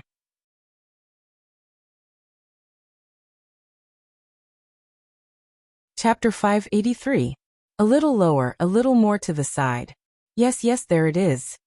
Li Yi was lying on the bed, reading a booklet in his hand. Xiao Huan was sitting on the edge of the bed, gently kneading his waist with her hands. She tested her strength, looked down at Li Yi and asked, Young master, is this okay? Well, this strength is fine. Li Yi nodded and flipped through the booklet from the beginning to the end. When he saw Li Xian coming in from outside, he threw the booklet to him. He changed to a more comfortable position, and continued to lie on the bed. He yawned and said lazily, Well, look at it yourself. You are the director of the Academy of Sciences, not me. How old are you? When can you be more independent? Li Xian casually flipped through it a few times before putting it away with a satisfied expression. He asked, "Do you have any urgent matters to attend to in the next 2 days?" Yes. It had only been a few days since the new year. He had wanted to stay at home with Rui and be affectionate with her.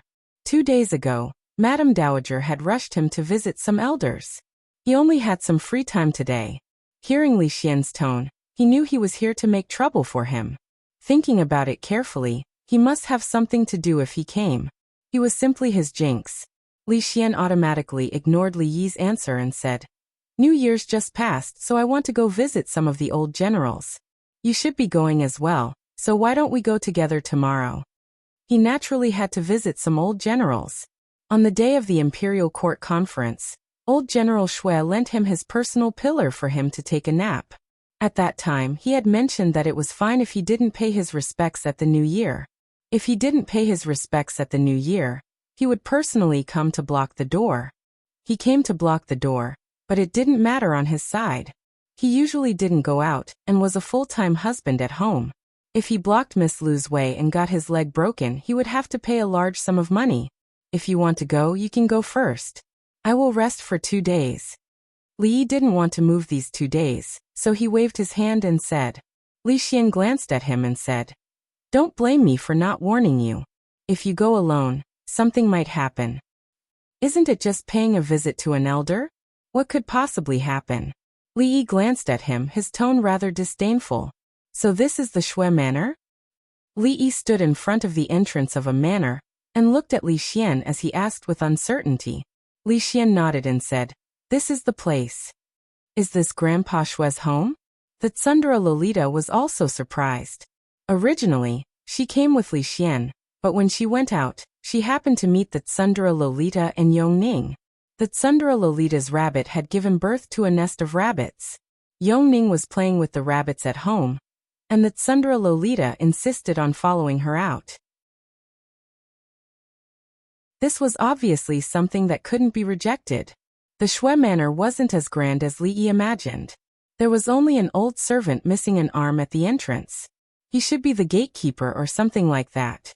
The servants of the Crown Prince's manor ran over to hand over the visiting card. After a while, an old man who looked like a housekeeper hurried out from inside.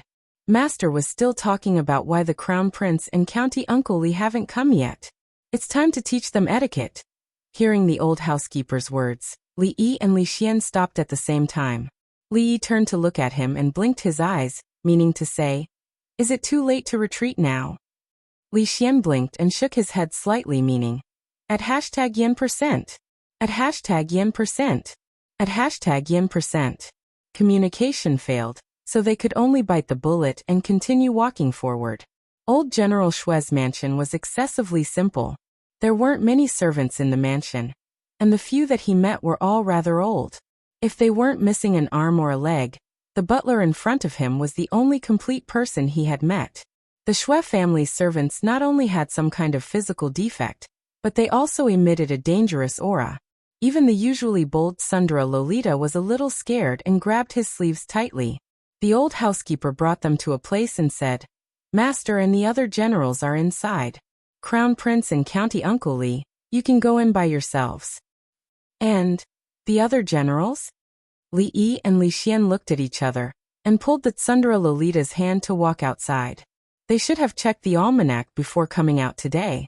It must have been written, "Stay at home, don't visit old General Shui." "Brat, you are already here, and you want to leave just like that? What do you think the Shui residence is?"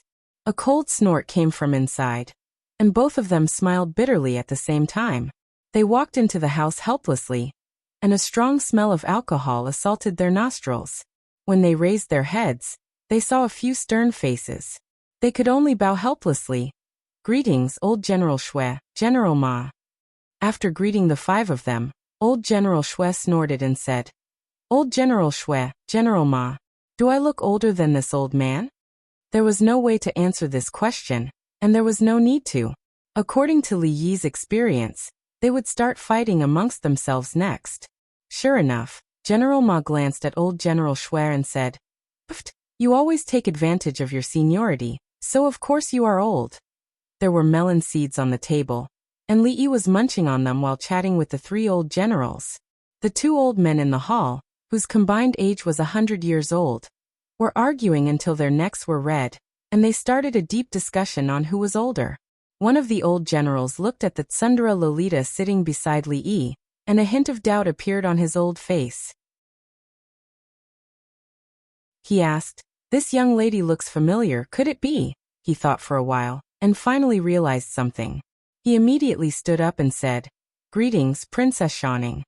Even though the tsundere Lolita was only a Lolita, she was still a Princess Lolita.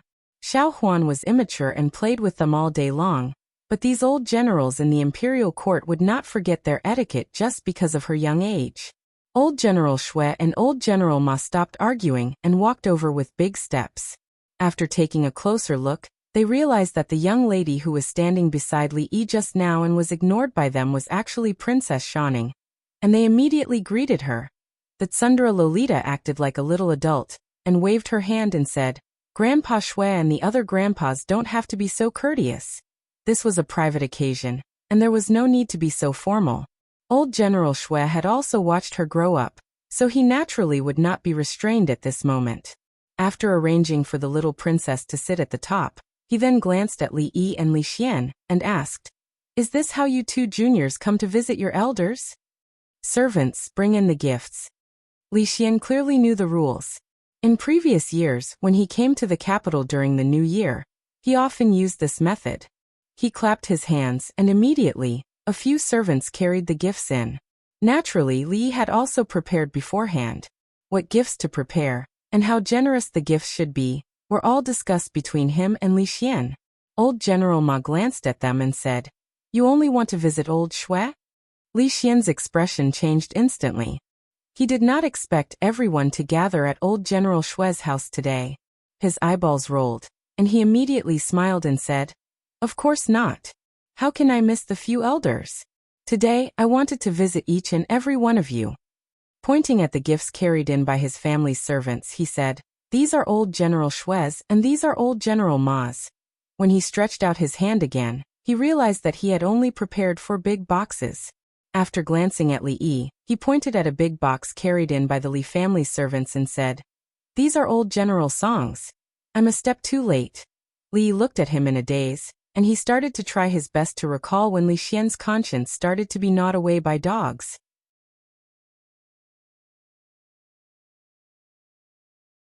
Chapter 584. This old man doesn't need to ask for too much. Tomorrow, I'll send the exact same thing to the Ma residence as it was for old Xue. Old General Ma pointed to one of the boxes and said, "This is my box. Carry it out for me first. I will take it away later." Old General Xue shouted angrily, "Pfft! You shameless old man. How dare you scam the things that 2 juniors gave me? Bullsh *t. Are your ears for catching wind? Didn't you hear that you said it was for me? Old man, say it again. Why? Do you want to fight?" Li Yi was a little disappointed. These 2 old generals didn't have the air of a general at all. They had killed their way out of a mountain of corpses and a sea of blood. If they could fight, they should try not to talk nonsense. Instead, they should grab their weapons and fight.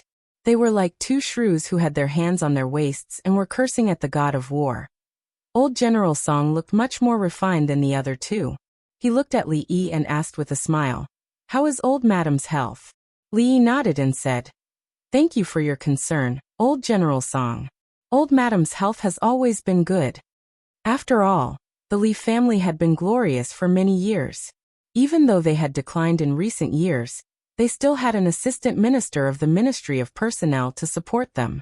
Many of their connections in the capital had not faded yet. Li had never been interested in these things.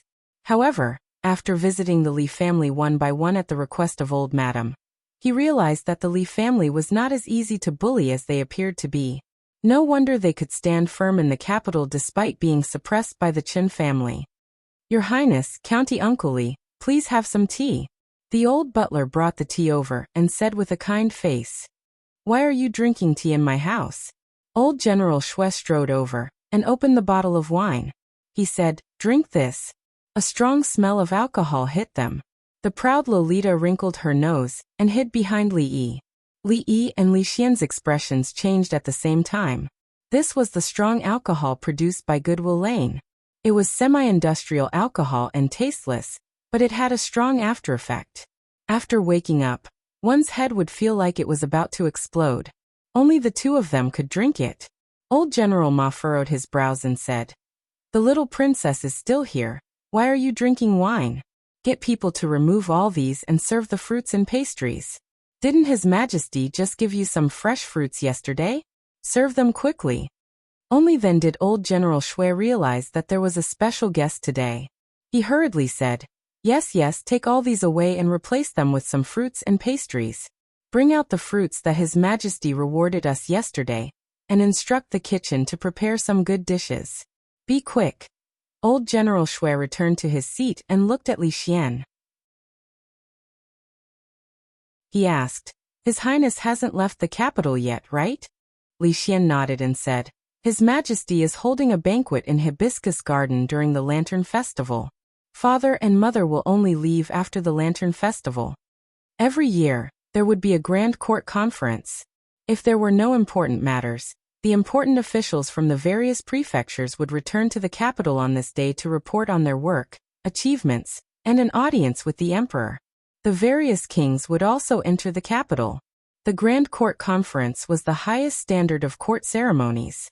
It was equivalent to the year-end summary and annual meeting. Of course, among those princes and princes, the King of Shu was an exception. He had just arrived at his fief not long ago, and there were many things waiting to be done. How to harm the people of Shu was the first problem he had to solve. How could he have the time to attend the imperial court meeting? Li Yi was not sure what had happened during the Grand Court Conference. As the dean of the Mathematics Academy, although he had also attended the Grand Court Conference, he had stayed up late the night before and had woken up very early in the morning. When he reached the main hall, he was extremely sleepy and slept from beginning to end with the help of old General Shui's pillar. These gifts had been extorted by him at that time. From that day onwards, there would be lantern shows every day until the Lantern Festival. 3 days before the Lantern Festival, even the curfew would be cancelled. The entire capital would be brightly lit, and people would sing throughout the night. It was the busiest day of the year in the capital. Li Yi had also received an invitation. On the night of the Lantern Festival, the old emperor had set up a banquet in Hibiscus Garden. He had invited hundreds of officials and dignitaries of the capital. There were mountains and rivers in Hibiscus Garden. The scale of the banquet was similar to that of a large-scale garden party. However, it was much grander than the one held in the palace. The old generals gathered and chatted for a while before the topic shifted to the war. Sometimes, when it came to the art of war, they would ask Li Yi and Li Xian a few questions. If they were to personally command the troops on the battlefield, the two of them together would not even be able to compare to a finger of any one of them. However, if they were to use their mouths to talk, Li Yi alone would be able to make them wonder if they had lived their entire lives as dogs. Very quickly, the old generals set their sights on Li Xian. They had fought for their entire lives, but when it came to their contributions to the Jing kingdom and the art of war, they couldn't compare to this little brat. Naturally, they wouldn't look for trouble. Since he had nothing better to do, he played chess with the arrogant Lolita and watched Li Xian being scolded like a dog. It was quite an interesting experience. The old housekeeper returned very quickly. An old servant placed a small bamboo basket on the table. Beside it were 2 plates that seemed to be filled with pastries. Li glanced at the bamboo basket. There were 2 peaches and 1 pear in the basket. Even in the capital, it was not easy to eat these fruits in the middle of winter. Even for the royal family, this was very rare. You guys came at the right time today. These were just bestowed by His Majesty yesterday. Old General Shui waved his hand and laughed. You can't eat them anywhere else. The arrogant Lolita glanced at Li Yi. She was almost sick of eating these fruits these days. Last time, she had brought a basket back for her father and mother. The peaches and pears in front of her, no matter how she looked at them, looked like the fruits in the basket were a little wilted, but they were still much better than those so-called fruits that tasted no different from cotton wool in the cellar. At that time they did not invest too much. They did manage to produce fruits that were out of season, but the output was not high.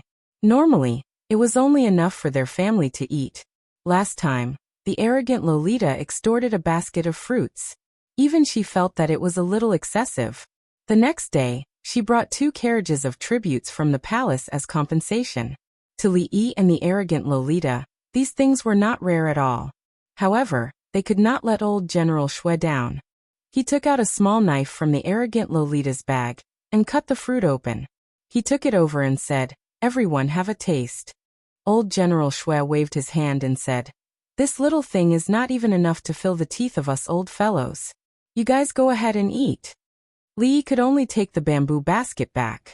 From the corner of his eye, he saw a few little heads poking out from the door. They looked at the bamboo basket and swallowed their saliva.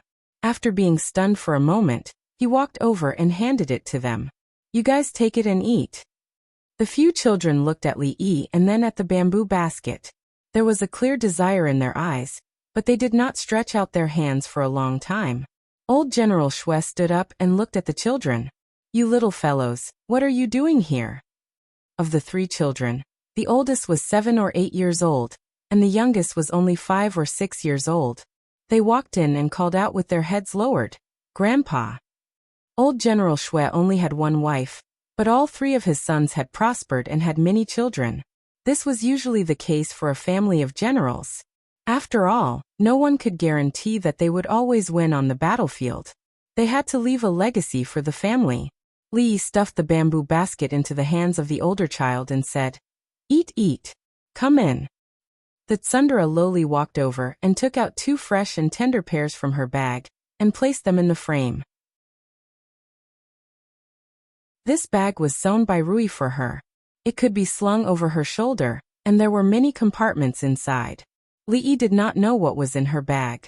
She looked at old General Shui and blinked her eyes. "Shanning did not bring any gifts, so I'll give these to my brother and sister." Old General Shui was stunned for a moment. Then he laughed and said, Good, good. Our Shanning has grown up and knows to bring gifts." As if she had thought of something, the arrogant Lolita took out a square paper bag from her bag and said, "Oh yes, there's also this." "What is this?" Old General Shui asked with a smile. The arrogant Lolita thought for a moment and said, "Sir said that this is called instant noodles. It won't spoil no matter how long it is kept. It's an essential medicine for traveling, marching, fighting and killing." With that, she opened the paper bag and broke off a small piece of the flatbread. She put it in her mouth and chewed a few times. She mumbled, "You can eat it directly now. But it tastes better if you soak it in hot water for a while. It won't spoil no matter how long it is kept?" Old General Shui looked at her and asked, "If it's stored properly, it should last for a few months." Li stood at the side and said after some thought, "This was when Yongning wanted to eat instant noodles. He made them at home. The craftsmanship was naturally simple, but the taste was not bad. However, because there were no preservatives, the shelf life was definitely not as long as in the future. Considering the level of sealing, the shelf life could not reach half a year, but it should be at least half a year." Crash! The sound of a chair falling could be heard. Li turned around and saw Li Xian sitting on the chair with a dumbfounded look. The few old generals stood up and looked at him like hungry wolves. "Can it really be stored for 3 months?"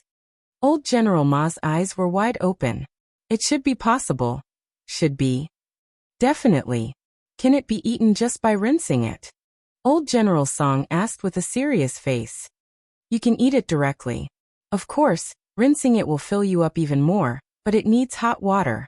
Where would we get hot water on the battlefield? Just prepare clean water and bring some quicklime. No matter what kind of water you put it in, it will heat up quickly. If you have any leftover quicklime, you can put it in your pocket and sprinkle it on the enemy's eyes when they are unprepared. It's an essential medicine for traveling, marching, fighting, and killing. Not only will it fill your stomach, but the soldiers will also have the strength to fight." Old General Shui looked at him with his eyes wide open. "That's not difficult. Prepare dried meat and dehydrated vegetables. When the time comes, we can add them directly. The nutrition will definitely keep up. In other words, this can be used as army rations." It should be used in emergencies. Fried food can't be eaten often either. There are many things that can be used as army rations. As for fast food, the main problem is to seal it. It can be made into canned food and wrapped in aluminum foil. Why didn't you say so earlier? Do you know how many years we have been troubled by the problem of army rations? You guys didn't ask. In the middle of the hall, Li sat on a chair and was surrounded by a few old generals. It was as though they were interrogating him. Li Xian was watching from the side, rejoicing in Li Yi's misfortune. Just a moment ago, Li Yi had left him to die, but he didn't expect the tables to turn. Old General Shui was fuming. He slammed the table and said angrily, "Since you know how to solve the problem of army rations, why are you still hiding it? If you were my disciple, I would beat you to death." When it was time to be a coward, he had to be a coward. For example, when he was facing Mississippi Lu, his body wouldn't be able to take it if he didn't be a coward. When it was time to be tough, he had to be tough. For example, now he had such a huge library in his head. There were many things he knew. He was helpless. If he had to spit out everything, he wouldn't be able to do anything for the rest of his life. He would probably have to devote himself to the great feudal construction of the Jing kingdom for the next few decades. Li Yi slammed the table and stood up. He pointed at Li Xian and said, "He has been eating instant noodles for the past few days. Didn't he not think of it? Didn't old General Shui want to find a disciple to beat? It didn't matter if he wasn't his disciple. There was someone who was." The gloating smile on Li Xian's face froze. He swallowed a mouthful of saliva and rushed out like a gust of wind. The Shui family's banquet was very simple. This was something Li Yi could guess from the moment he walked into the Shui family's house. It seemed that the salary of the civil servants in ancient times wasn't high. Even an old general of this level didn't live in poverty, but it was far from what he had imagined. Prime Minister Qin was like this, and so was old General Shui. Even though their families were too powerful, in general, if they didn't have any other means, even the families of the court officials wouldn't have it easy. "Kid, you really know a lot of things." This old man didn't expect that there would be so much knowledge about military rations. Old General Shui tilted his head back and drank a big bowl of wine. He said angrily, "Those rotten scholars aren't even comparable to a kid. Did they waste their decades of studying? This old man doesn't believe it. You haven't been to the battlefield before. How do you know all this?" Old General Ma was puzzled. Old General Shui curled his lips and said, "Old man Ma, have you forgotten? This kid can even write that kind of military strategy. How can a mere military rations be a problem?" Old General Ma's old face immediately revealed a look of realization. He said, "Could it be that this was also imparted by the military expert who taught you the art of war?" Li nodded and said, "Yes, it was a bitter and cold winter." Li Xian was stunned for a moment. He asked, "Wasn't it a scorching hot summer?" Li looked at him and asked, "Didn't you say that it was easier to convince people in winter?" "Oh," Li Xian finally remembered and said, "I remember now. In the end, it was changed to winter." Li glanced at him. He was so forgetful at such a young age. He had to pay attention to the frequency of sexual intercourse in the future. Shaking his head, he turned to look at the old generals and continued, "It was a bitter and cold winter."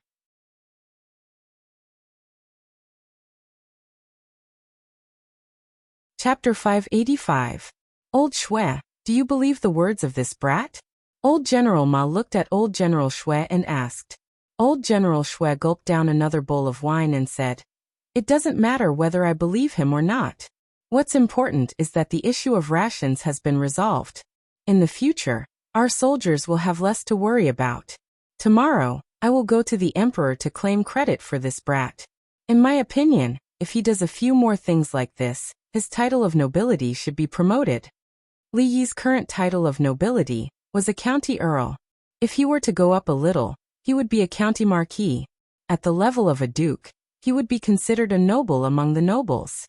Among the old generals, Old General Shui and Old General Ma had fought for their entire lives and achieved countless military merits. As for the other old generals, they had great prestige in the imperial court, but their title of nobility was only that of a county marquis. How can you monopolize the matter of claiming credit? Old General Ma snorted coldly and said, Tomorrow the few of us old fellows will go with you. Li Yi was a little stunned as he watched from the side. These old men seemed to have forgotten something. Didn't they need to ask for his permission to claim credit? In reality, he was already very indifferent to things like titles and ranks. After the old emperor passed away, these would all be for naught. He might as well reward them with a few million taels of silver. Cough, old General Shui, there's no need to claim credit. Li Yi put down his chopsticks and said, Why don't you discuss with His Majesty and see if it can be converted into silver? Converted into what? Old General Shui raised his eyebrows. There's no need to claim credit. Li Yi waved his hand and said, It's all for the country. You see, I am already a county earl at such a young age. If I were to be rewarded, there would be many people in the imperial court who would be dissatisfied. It would not be good for the stability of the imperial court. It's better to convert it into silver. Forget it. Bullsh *T. Old General Shui fiercely slammed the table and said, Meritorious service should be rewarded, and crimes should be punished.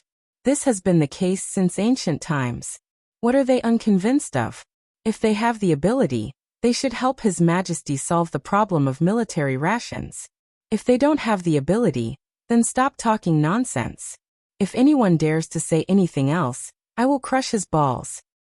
The proud Lolita tugged at Li Yi's sleeve and asked, Sir, what is an egg? Cough. Old General Ma coughed heavily. He glared fiercely at Old General Shui and said, Even though Old Shui usually spouts a lot of nonsense, what he said is reasonable. Meritorious service should be rewarded. You don't have to worry. If anyone dares to utter a single word of nonsense in the imperial court, I will crush them. Cough, cough. I will have a good talk with them. Li Yi was extremely unwilling. The old emperor had conferred him the title of county earl, and many people in the court were already dissatisfied. If he were to be promoted even further, what would those officials who had worked hard for the country for their entire lives, but had yet to obtain a title of nobility think? It wasn't his style to offend people as much as possible. Being hated by so many people for no reason wasn't his style. When he returned home today, he would probably have to stay up for another hour to write a book called The Complete Collection of Military Rations. He didn't know what the old emperor would reward him this time. As for silver, there was probably no hope. The old emperor was stingy. He could even name 10,000 copper coins as 10,000 gold coins. There was no way he would get a generous reward. Could it be that he owed the old Li family a lot in his previous life? Not only did they work so hard to build an academy, but they also had to write a book, eat and drink with him. Now they even had to raise 2 daughters for him. What exactly was he after? Forget it, he didn't want to think about it anymore. He lowered his head and ate. The Shui family's food was very bland and the taste was average. The plate of wild vegetables in front of Li Yi was quite to his liking. When he was young, he liked to eat the wild vegetables his grandmother dug out from the ground. It should be called the steamed vegetables. He ate it with porridge and it was almost a fixed meal every day. Although the taste was different now, it brought back many memories. The proud Lolita couldn't stand the Shui family's food. She often ate at the Li family and was cooked by Li Yi or Rui. Now, she even disliked the royal chef's cooking. Seeing that Li Yi only ate the dish in front of him, she rolled her eyes and took a big bite. However, it was so bitter that she almost vomited. Generally speaking, families with a bit of status would have more etiquette requirements. They didn't talk when eating or sleeping. The proud Lolita before coming to the Li family knew this very well. However, the old generals didn't know what table etiquette was. They drank from bowls and ate meat. The problem of military rations had been solved, and they were happy. As they chatted about everything, Li thought of something and suddenly said, I wonder if the old generals are interested in the military rations business? Military rations are military rations, and business is business. How can these two things be related? Old General Shui asked with a frown. Li Yi shook his head and said, Military rations are also rations. Why can't we do business? Moreover, it's something to eat. If the soldiers and generals can eat it, the commoners can eat it too. Naturally, we can do business. Instant noodles were good stuff. They had created many sales records in the future, and were something that even brats couldn't live without. There was almost no need to consider the risk when doing business. He also saw that the Shui family's situation didn't seem to be that good. He guessed that the old generals were probably in the same situation. These old generals usually protected him in the imperial court. If there was anything they could help with, he would naturally help them. Moreover, there was no better partner for this business than a family of generals. The old generals also understood what he meant. Old General Ma looked at him and asked, "You mean that we should produce our own military rations and do business with His Majesty?" "Not just with His Majesty. If we produce enough military rations, we can also sell it to the commoners." The old generals were speechless. They looked at each other and saw a hint of desire in each other's eyes. They naturally knew the situation of their family better than anyone else. As long as they, the old generals, were still around, the entire residence would still be able to get by. However, if a few more years passed, everything would be uncertain. When it came to arranging military formations and fighting on the battlefield, they were all top-notch experts. However, when it came to doing business, they knew nothing at all. The speed at which the family of generals declined was even faster than the other families of civil officials. They had to leave behind more things for their descendants before they were buried in the earth. Is this really feasible? Old General Ma looked at Li Yi and asked. Before Li Yi could speak, Old General Shui laughed and said, "He might not be able to do other things, but this fellow is a top-notch expert in doing business. However, doing business with His Majesty, won't we be taking advantage of His Majesty?" Old General Shui stood up and paced back and forth in the hall. "As an official, isn't this disloyal to His Majesty?" Old General Ma nodded and stood up, saying, "Eating the Emperor's salary, sharing the Emperor's worries, and solving the problem of military rations is what we, the officials, should do. How can we use this to discuss business with His Majesty?" Li looked at them and asked tentatively, "So, generals, how much silver do you intend to offer?" 1,000 taels. Old General Shui said.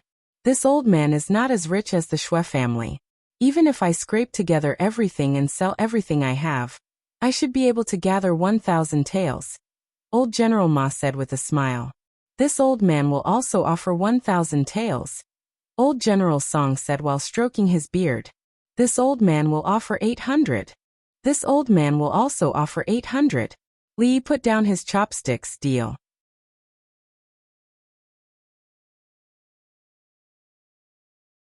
Chapter 586. The few old generals were really loyal to their king and patriotism. In less than 5 minutes, they had already decided on the distribution of the loot and the distribution of benefits. "That?" Li Xian scratched his head and said, "I'll pay 50,000 taels too." He knew better than all the other old generals that he could earn a lot of money by following Li Yi. There was no reason for him not to participate in such a thing where he could earn money by lying down. Old General Shui and Old General Ma looked at each other. The former waved his hand at Li Xian impatiently and said, "Go away." They could only get 1,000 taels by pooling together, but Li Xian offered 50,000 taels the moment he opened his mouth. The more he offered, the more points he would get.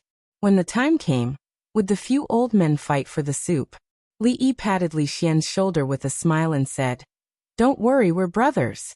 How could I forget about you?" Li Xian was touched. He patted his chest and said, "Tell me, what can I do? Didn't I just say that we're going to make canned food and pack it with aluminum foil? It's not easy to make aluminum foil.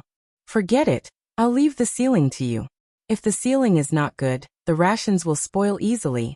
Li looked at him with a smile and said, "Also, we haven't tested whether instant noodles will work. Other forms of rations are more feasible in theory. Of course, there are still some problems that need to be solved. The Academy of Science specializes in solving such problems. I'll leave these to you two. We're all brothers, don't stand on ceremony." "Good, that's great." Old General Shui immediately patted the table. He was very satisfied with Li Yi's arrangement. The touched expression on Li Xian's face froze. He raised his head and took a look at Li Yi. Only then did he realize that Li Yi's smile was sinister, and there was a chilly wind blowing from all directions. in order to teach Li Xian what retribution was, what it meant to not seek death, what it meant to not seek death, what it meant to be a good person would be rewarded, and that the time had not yet come for retribution. Li had put in a lot of effort. The old generals were still very interested in the matter of military rations. They then asked Li a few related questions. Before troops and horses were mobilized, rations and fodder had to be prepared first. Rations were the lowest standard to maintain the combat effectiveness of an army.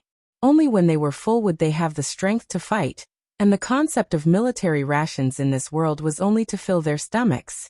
However, from the point of view of the future, the requirement to quickly fill one's stomach was a little too low. Not only did the soldiers have to eat their fill, but they also had to eat well. They had to be nutritious, and they even had to eat happily and happily. These theories were very unfamiliar to the old general. However, although they had never heard of such a saying before, they felt that what Li Yi said was very reasonable. A simple meal and a delicious meal gave people a different feeling. If the soldiers ate well, their morale would naturally increase. According to him, military rations was also a field of knowledge that required a large group of people to put in a lot of effort to study it. This task was naturally handed over to the Academy of Science to complete. Using instant noodles as military rations was also an idea that Li Yi came up with on the spur of the moment. After all, this had never been done in the future. He would let Li Xian verify the feasibility first. Military rations were not suitable, but naughty children's rations were the most suitable. Although the food is good, this name is really too casual.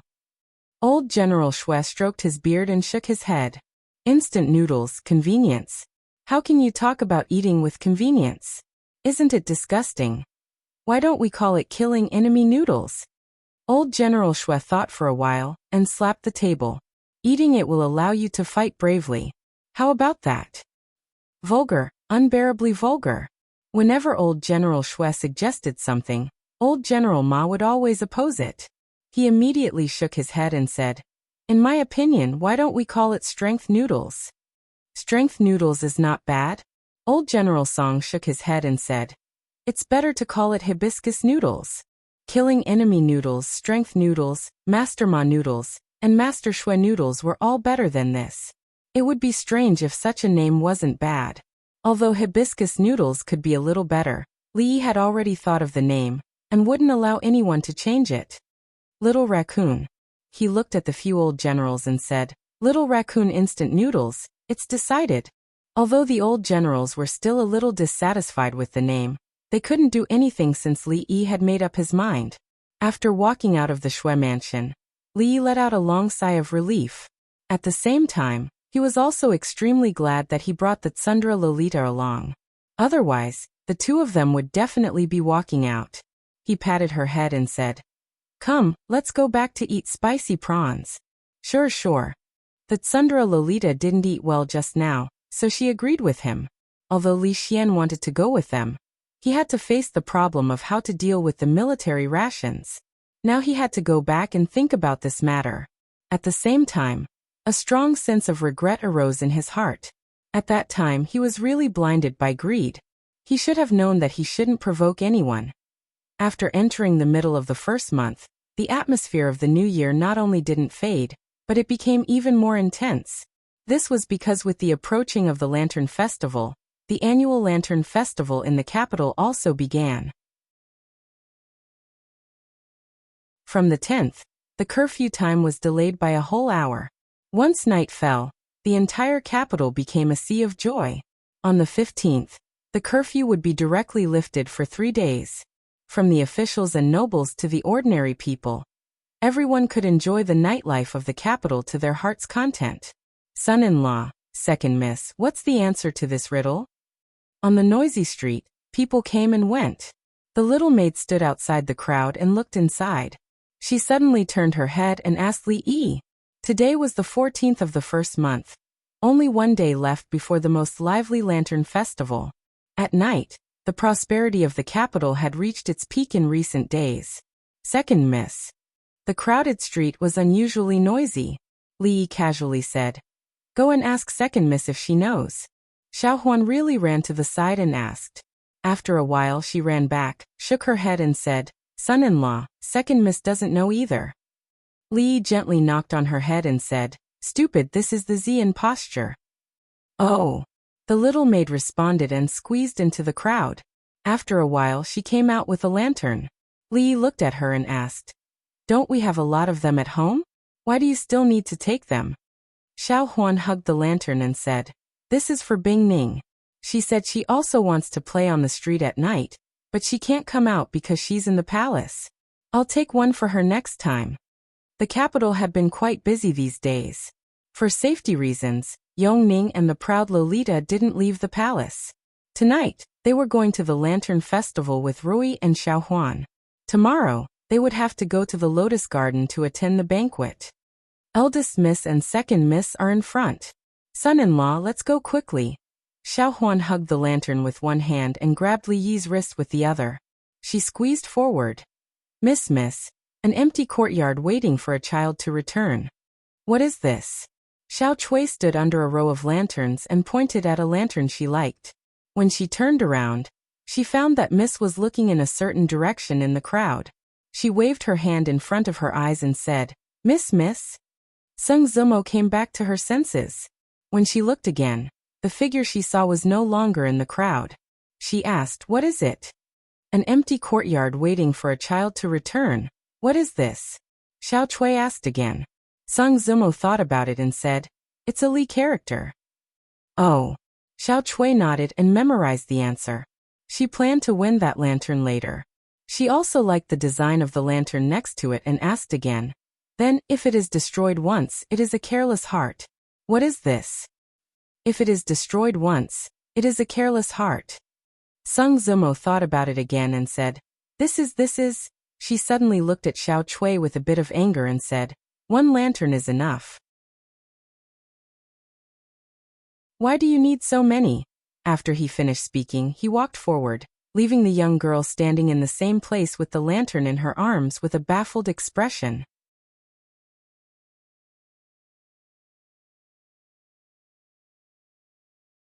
Chapter 587. Little Raccoon? Emperor Jing chewed and swallowed what the proud Lolita had stuffed into his mouth. He nodded and said, "The taste is good, but the name is too strange." Little Raccoon, it sounds nice. The proud Lolita took out a small notebook from her bag, opened a few pages, and showed a picture to Emperor Jing. She said, "The teacher said this is the little raccoon. Isn't it cute?" Emperor Jing pinched her face and said, "Our Shaning is the cutest." The proud Lolita rolled her eyes and said, "Father, Shaning also wants to go to Hibiscus Garden at night. Father and mother are gone, and Shaning is bored alone in the palace." Emperor Jing touched her head and said, "Go. Everyone will go tonight." "Thank you, father." The proud Lolita took out a fresh pear from her bag and put it on the table. Then she ran out quickly. Emperor Jing picked up the pear. His nails exerted a little force, and the juice overflowed. Although he was an emperor and had seen countless treasures, it was not until a few days ago that he saw such a fresh pear in winter. Changde stood behind and said, "Your Majesty, the imperial physician said that eating pears is good for your body. I will send someone out of the palace to tell County Uncle Li to send a few fresh pears to the palace every day. I will send someone to cook them for you." Emperor Jing did not answer. He turned the pear in his hand over and over again and said, "How can he know everything? He can even do things that go against the natural order. I don't believe that anyone can be born with knowledge. I also don't believe that many powerful people in my Jing kingdom line up at his door every winter, waiting for him to pick them up. All the evidence shows that 1.5 years ago, County Uncle Li was just a poor scholar in Li's village. Although he was a child of Li's family, he had been mediocre in the past 20 years. At most, he could be regarded as a teenager with intelligence, until last June," Changde said in a low voice. "Until last June he was taken to Willow Village and married his current wife. He seemed to be a completely different person. First he cured Princess Ning's stubborn disease with candied haws, and then he offered divine punishment and horseshoes. He was so talented in poetry that he deserved the title of the first scholar in the Jing kingdom. He was so knowledgeable that he surpassed the great Wenzong of the Qi kingdom. He knew the art of war and medicine. Changde recounted everything that had happened to Li Yi in the past 1.5 years in one breath. Even a grandmaster could not help but gasp for breath. According to the village head, County Uncle Li seemed to have changed into another person after suffering from hysteria. Could it be that all of this is because of hysteria? So, it's a good thing that he suffered from hysteria? Emperor Jing paused and asked, "Did you find out anything about Willow Village?" "I have." Changde nodded and said, "Before Emperor Gaozu founded the Jing Kingdom, Willow Village was once a bandit's nest. After Emperor Gaozu founded the country, he sent troops everywhere to suppress bandits in order to pacify the people. Willow Village became good at that time. For nearly 100 years, it has been hiding in that small village.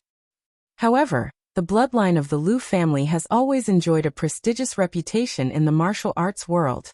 Every few decades, one of them will be born, and they will always stir up quite a storm in the martial arts world. Li Yi's wife, on the other hand, is a grandmaster expert who has hidden her strength." "Is that Supreme Master really so powerful?" Emperor Jing asked with a trace of doubt on his face. Changde nodded and said, "Your Majesty, you don't know that the so-called Supreme Master is a respectful title for those who have reached the advanced level of martial arts in Wulin. They are extremely powerful. They come and go without a trace. Even the imperial court will be extremely troublesome if they provoke one." Emperor Jing just asked casually about the Supreme Master in Wulin. The next moment he changed the topic and said, "I will draft the decree in a while. Do as the old generals say." Changde nodded, and knew that His Majesty sympathized with the old generals. Although it was appropriate for them to handle the military provisions, it was most appropriate for the imperial court to handle it directly. He looked up at Emperor Jing and said, "There are still a few hours before the banquet. Your Majesty, go and have a rest first." This time, His Majesty's illness lasted for a long time. He was sick for almost the whole winter. It was not until the weather became warm in the past 2 days that his body began to gradually recover. However, he could not be too tired. He needed to be energetic before he could attend the banquet in Furong Garden. Emperor Jing waved his hand and said, "It's okay. I feel much better today. These days, I have missed a lot of court affairs. Pick a few important memorials and send them over." Changde's face showed helplessness, but he could only whisper, "I will obey your Majesty." "What? Send a basket of pears to the palace every day?" Li looked at the 2 eunuchs standing in the yard and resisted the urge to kick them out. He could accept the arrogant Lolita coming to eat a few from time to time. However, the old emperor wanted to kill them all. If they sent a basket of pears every day, they would have nothing to eat in 2 days. At most 2. Li looked at them and said coldly, "County Uncle Li too. This servant can't report back." One of the eunuchs showed a difficult expression and said, 5, how about 5? From 1 basket to 5 so quickly, these 2 idiots obviously did not know how to bargain. Li glanced at them and said, 2. Let's each take a step back. 4, how about 4? 2.5. I can't take any more. This is what His Majesty wants. Half is 2. In the end, the number of pairs was 3. Li always felt that the original oral decree should not be a basket. The old emperor could not be so shameless. This kind of thing could be done by Chang. He should have taken a tougher attitude just now. Otherwise, he could have saved 1.5. Soon, the 2 eunuchs were sent away. These insensible fellows were just combing Rui's hair. They were going to Hibiscus Garden to attend the banquet in the evening. The officials and dignitaries attending would also bring their families. As for the womenfolk, of course, the empress would be the leader. This kind of super large party was only held twice a year. Although he was not very interested in this kind of banquet, he could not refuse. Who dared not to give face to the old emperor? "Husband, when did you learn to comb your hair?" Sitting in front of the dressing table, Rui looked at his reflection in the bronze mirror and asked. "A few days ago, I used Xiaohuan to practice," Li Yi said casually. Therefore, combing hair depended on talent and had nothing to do with gender. In this matter, he could completely crush Mississippi Liu. Next time, I think it's better to ask Xiaohuan to come." Rui hesitated for a moment and said, If this kind of thing is spread out, the officials and dignitaries in the capital will laugh at you. A dignified county uncle cooking in the daily, it was already unusual among the dignitaries in the capital. There was no other county uncle in the whole capital, or even the whole Jing kingdom, who would comb a woman's hair. What's wrong with combing a wife's hair? This is a natural thing. Who dares to laugh at it? Li curled his lips. He was least afraid of rumors. If anyone dared to laugh at it, tomorrow's front page of the capital newspaper would be about some dignitaries having an illicit relationship with a sow after getting drunk. Compared to this matter, a county uncle combing his wife's hair was nothing. Goodbye, son-in-law. Goodbye, miss. Xiao Huan stood at the door and waved at the carriage that was going far away. Only when the carriage disappeared did she walk back in disappointment. These days, son-in-law and miss felt a little different. They often went out to play without her in Second Mississippi. In Second Miss's words, they were more tired of each other.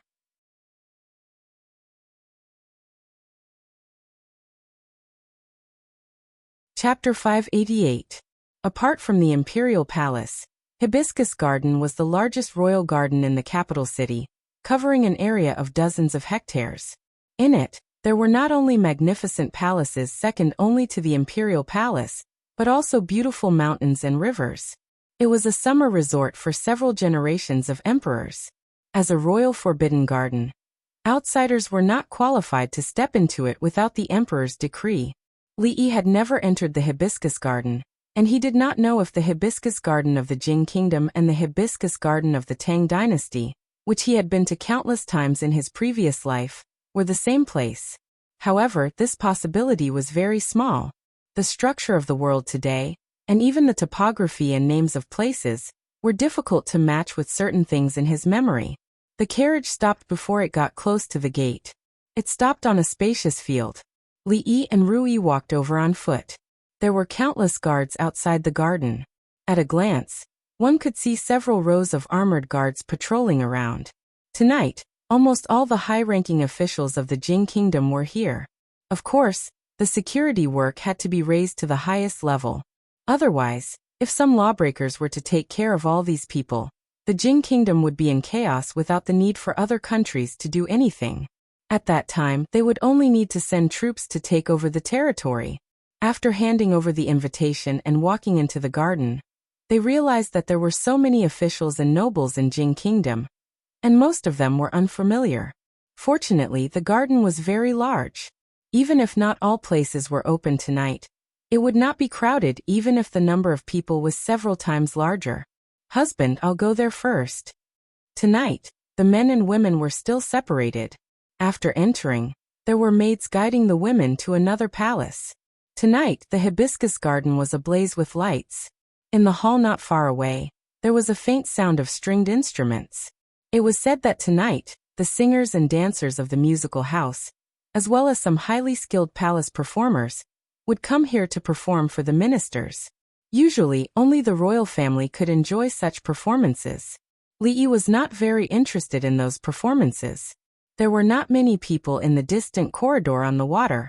He walked over and found an empty pavilion. Looking at the sparkling lights on the water, he picked up a piece of cake from the plate on the table and threw it into his mouth. After eating one piece, he had no desire to eat a second one. Ruoqing's osmanthus cake was the most suitable for his taste. It was just that he hadn't been to Willow Alley recently and hadn't eaten in a long time. On the other side of the corridor, a few figures glanced over as they passed by. One of them stopped in his tracks and his gaze froze. Big Brother Qin, what's wrong? A 15 or 16-year-old youth behind him asked in confusion. When the others followed his gaze, their expressions also became slightly unnatural. They twisted their buttocks, and an indescribable part of their bodies seemed to start to ache faintly. The dessert of the dining hall was average, but the other plate of broad beans tasted good. It was a little cold sitting here in winter. Li Yi planned to eat this plate and then go in.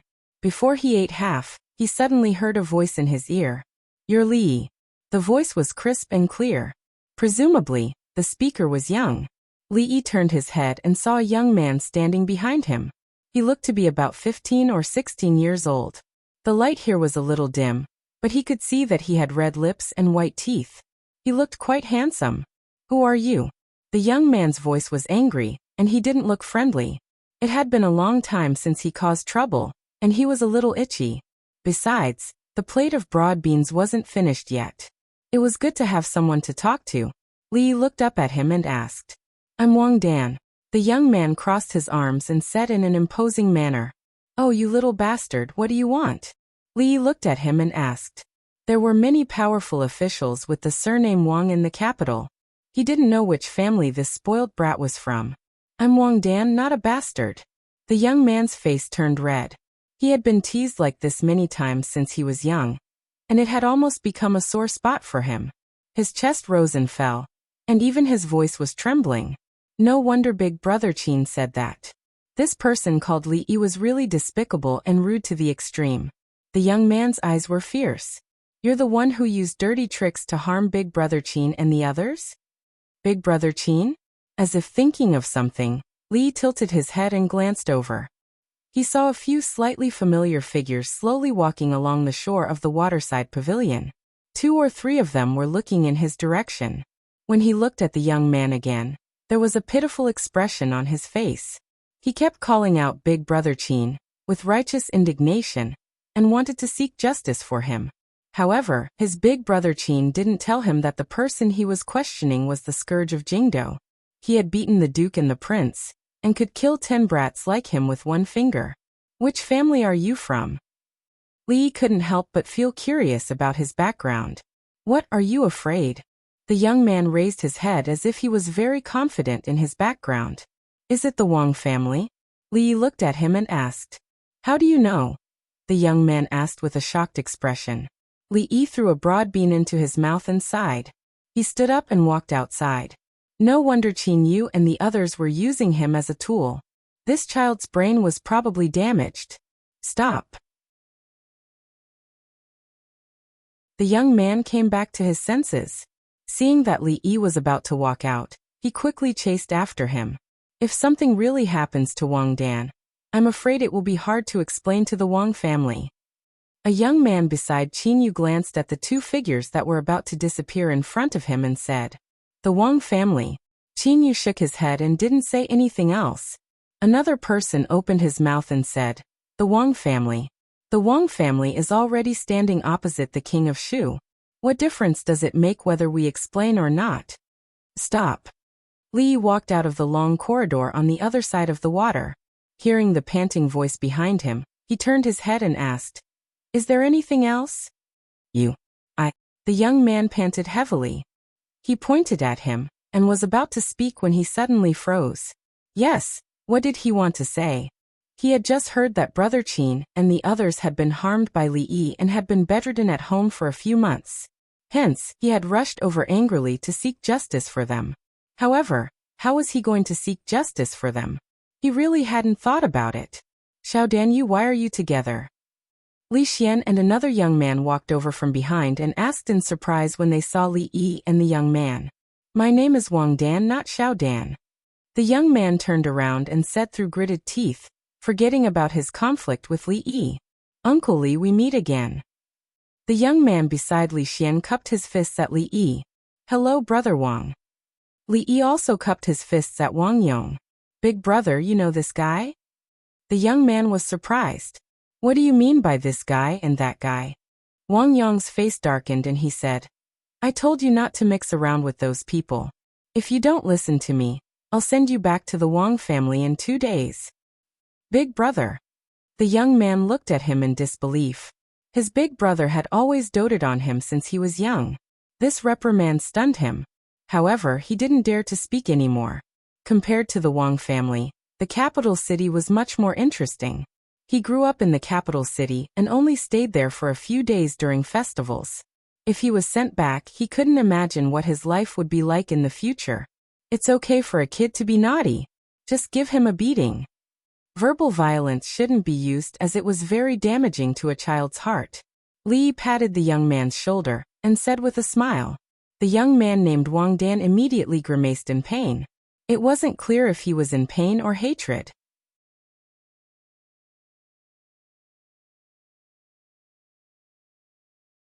Chapter 589. They didn't expect this Wang Dan to be from the Wang family of Luochuan. His status wasn't low either.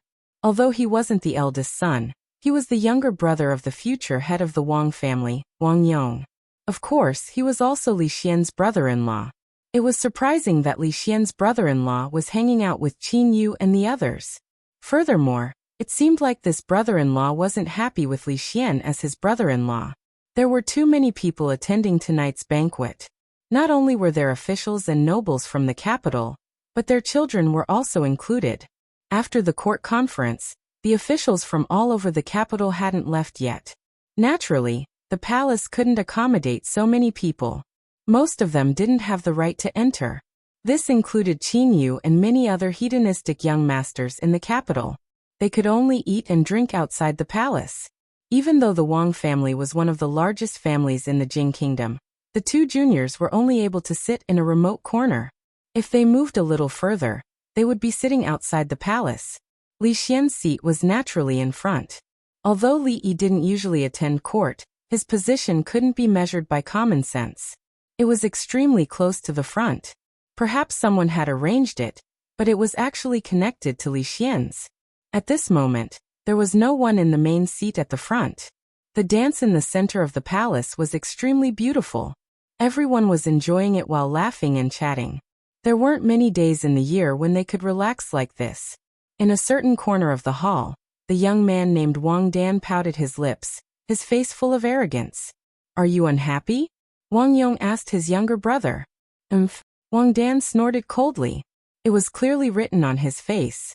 Wang Yong knocked him on the head and said, "Even father values Uncle Li very much. What do you know at such a young age?"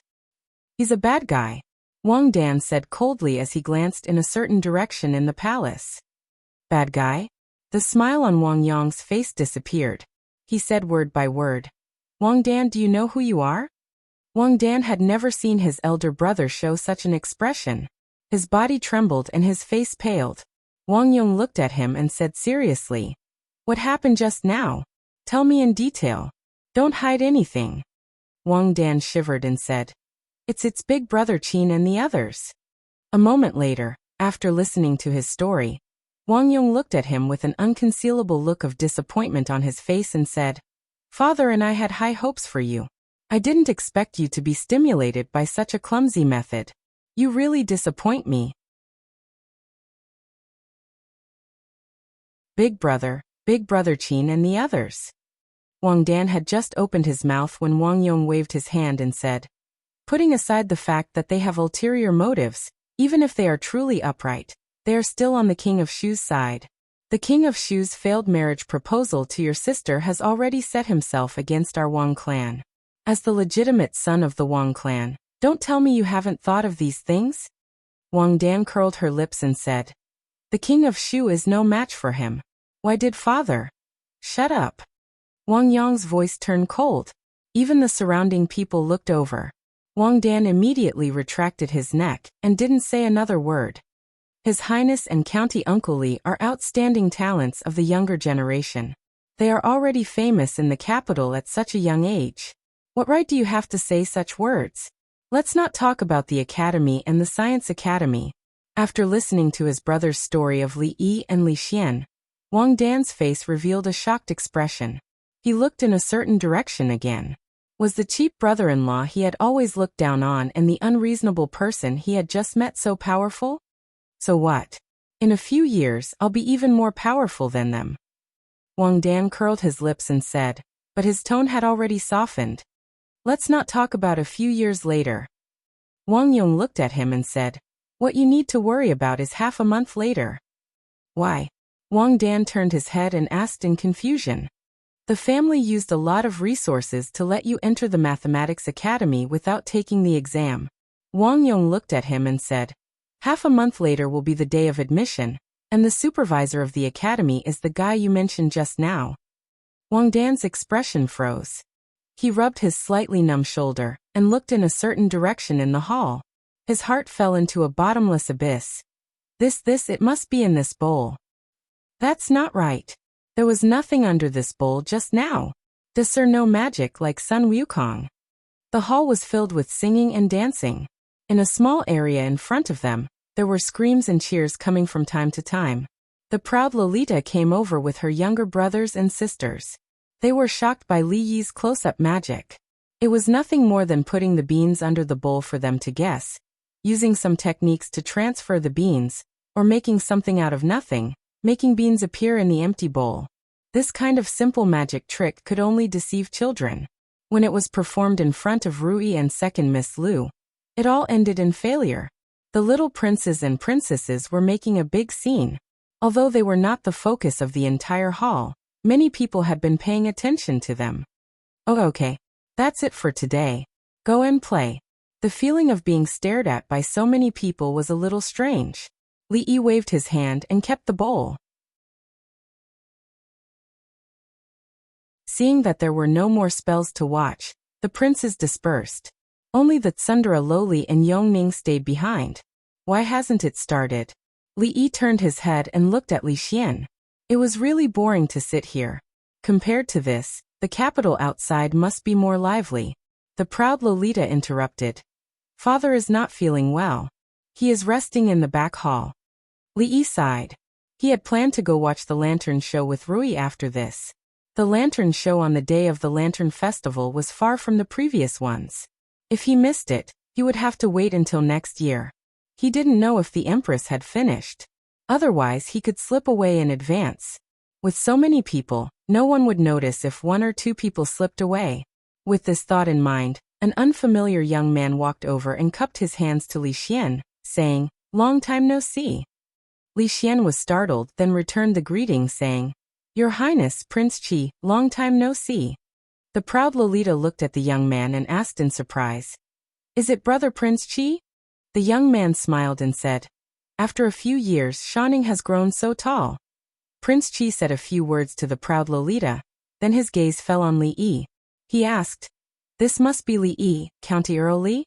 Li Yi stood up and cupped his hands, saying, "Greetings, Your Highness." County Earl Li is too polite. Prince Qi smiled and said, "Although I am not in the capital, I have heard of County Earl Li's deeds. County Earl Li is worthy of being an outstanding talent of the younger generation of our Jing Kingdom. A pillar of the country. I have long wanted to get to know you, but unfortunately, I can only meet you today." They were both princes, but this Prince Qi liked to speak the truth, leaving the hypocritical king of Shu far behind. Li Yi smiled and said, "You flatter me, Your Highness, you flatter me." Prince Qi poured a cup of wine and cupped his hands, saying, "County Earl Li has made many contributions to our Jing Kingdom. I admire you from the bottom of my heart. This cup of wine is to County Earl Li." Li Yi was startled, but he could only raise his cup. Although the Prince of Qi was not favored, he was still a genuine imperial prince. As soon as he walked over, quite a few gazes followed him. This time, King Shu lost his power, and was sent away from the capital by His Majesty. He could not even return for the court meeting. The ones who benefited the most were naturally the other princes. Among the many princes, Prince Qi was one of the more respected ones in terms of status and background. Prince Qi made such a move under the watchful eyes of so many people. Was there any other meaning behind it? Could it be that he wanted to win over County Earl Li, who was favored by the emperor, and wanted to get the position of the Eastern Palace? Up to now, no one in the court dared to look down on this young county earl. However, all the officials who supported King Shu immediately became vigilant. After saying a few words and toasting, Prince Qi returned to his seat. However, Li Yi knew that Prince Qi did not just want to express his endless admiration for him.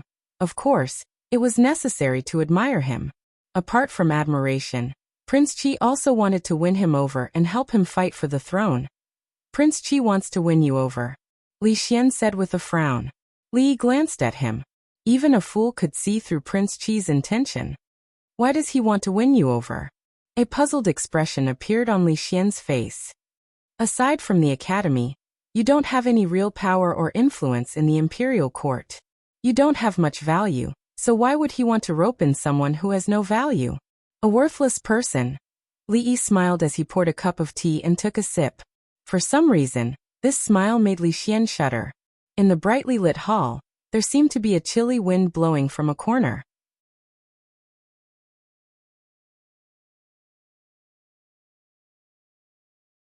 Chapter 590.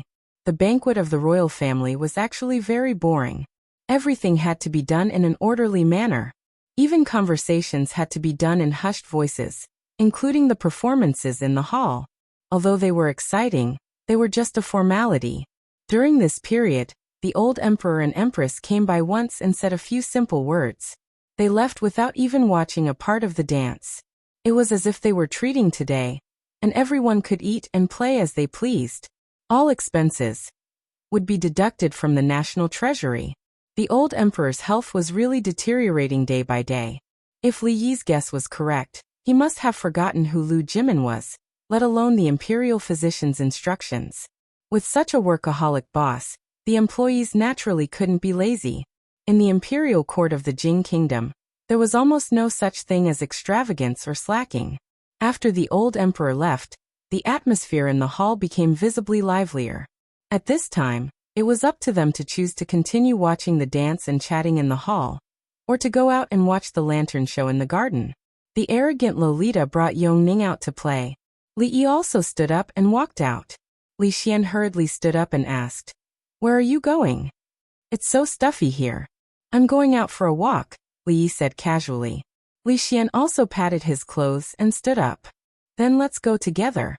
I have a lot of things to ask you about the military rations." Li Yi looked at him and asked, "What military rations? How do you seal the military rations? How do you store it?" Li Xian looked at him and asked doubtfully. "That day at the Shui residence you said it. Worthless people usually don't have a good memory." Li Yi shook his head. "I've forgotten how to store the military rations. These. I don't understand." With that, he walked out leisurely. Li Xian was stunned for a moment, then immediately chased after him. "Don't. Think carefully. I'm sure you'll remember." There were actually more seats outside the hall, extending out in a long line. More than 10 dancers danced in the wind, dancing elegantly. Li Yi saw a few familiar faces as soon as he walked out of the door. Young Duke Qin and a few of his followers were sitting outside, freezing like dogs in the cold night wind. They sniffled, and when they saw Li Yi walk out, their faces were filled with awkwardness, hatred, shame. Their expressions were rather complicated. Li Yi glanced at them and didn't look again. There was no sense of accomplishment playing with these guys. He decided to go to Rui's place. The empress had accompanied the old emperor just now. A group of imperial guards rushed past them with solemn expressions. Li Xian was just fretting over how to cure Li Yi's amnesia. He stopped one of them and asked, "Where are you going?" The imperial guard replied, "Replying to your highness, imperial consort Nyang Nyang has lost her bracelet in the palace hall. This subordinate will bring people to investigate." Li Yi was still surprised that a random guard knew Li Xian. After a moment of surprise, he waved his hand and said, "Let's go and take a look." "Look at what?" Li Xian asked curiously. "Watching the show. You can't go in here." When Li Yi and Li Xian walked out of the hall, they were stopped by 2 guards. Li Xian took out a token from his waist and waved it in front of the guard. The imperial consort lost her bracelet. The Secret Intelligence Office is assisting in the investigation. If there is any delay, can you bear the responsibility? Your Highness, please. The guard recognized the token of the Secret Intelligence Office's commander. Although the hall was full of women and men were not allowed to enter, the situation was special. There was already a team of guards in front of them, so the people from the Secret Intelligence Office didn't dare to stop them. Inside the Jade Hall, it was quiet. Imperial Consort Chui looked at the broken bracelet on the ground. Her face was pale. A maid knelt on the ground and said while trembling, "Your Highness, this has nothing to do with me. This bracelet just fell from her body." The maid turned around and pointed at the woman not far away. All of the capital's noblewomen in the hall looked over. That woman was standing there with a calm expression on her face. What happened was simple. The women gathered together to talk about women's topics, not national affairs.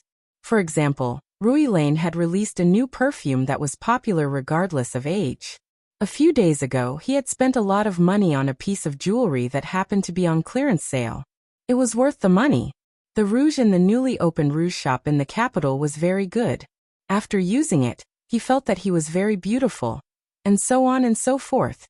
Just now, the imperial consort showed everyone a jade bracelet. The jade bracelet was crystal clear, without a trace of impurity. It was extremely rare. As everyone knew, the largest jewelry shop in the Jing Kingdom was backed by the Cui family. Only imperial consort Cui could produce a jade bracelet of this quality. However, as the crowd passed it around, they talked. In the end, no one knew who it ended up in, but the jade bracelet mysteriously disappeared. None of the people present admitted that the jade bracelet was in their hands. This jade bracelet was so precious that it was rare in the world. Imperial consort Cui immediately sent someone to inform the imperial guards. However, before the imperial guards arrived, the maid rushed back and accidentally bumped into someone. An item slipped out of the sleeve of the woman, she bumped into and fell to the ground. It was imperial consort Cui's jade bracelet. For a moment, the way everyone looked at the woman changed. Although the jade bracelet was good, everyone present was a person of status. Stealing something like that was indeed beneath their status. Moreover, the jade bracelet was now destroyed. Looking at imperial consort Cui's expression, today's matter would not be settled peacefully. I remember now. Imperial consort Cui's bracelet seemed to have been passed there. A woman said in a low voice, "Who is this woman? I've never seen her before." The person next to her seems to be the crown princess of Prince Ning's family. That is the wife of County Earl Li. The perfume that everyone uses is from her family. No matter what, she is the County Earl's wife. How could she do such a despicable thing? It is really shameful. Countless whispers could be heard. Suddenly, a figure slowly walked out from the crowd. She looked at the maid and asked, "Imperial consort Cui and the other concubines are all here. Think carefully about what you should say and what you shouldn't say. Don't say a word of falsehood." Seeing the silver-haired, weak-looking woman stand out, many people's faces showed surprise. Didn't the Chun family and the Li family have deep enmity? At this moment, why would the third miss of the Chun family stand out to speak for her? At this moment, another person stood out and said, "Sister Lu and I have been talking here. We can testify that she did not touch the jade bracelet at all."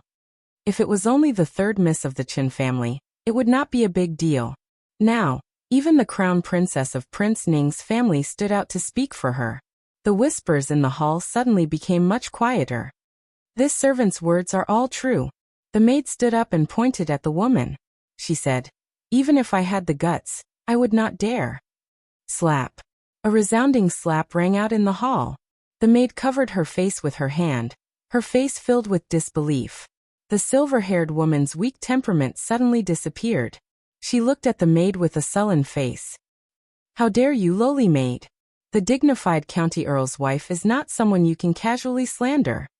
The third miss of the Chun family had a gentle temperament.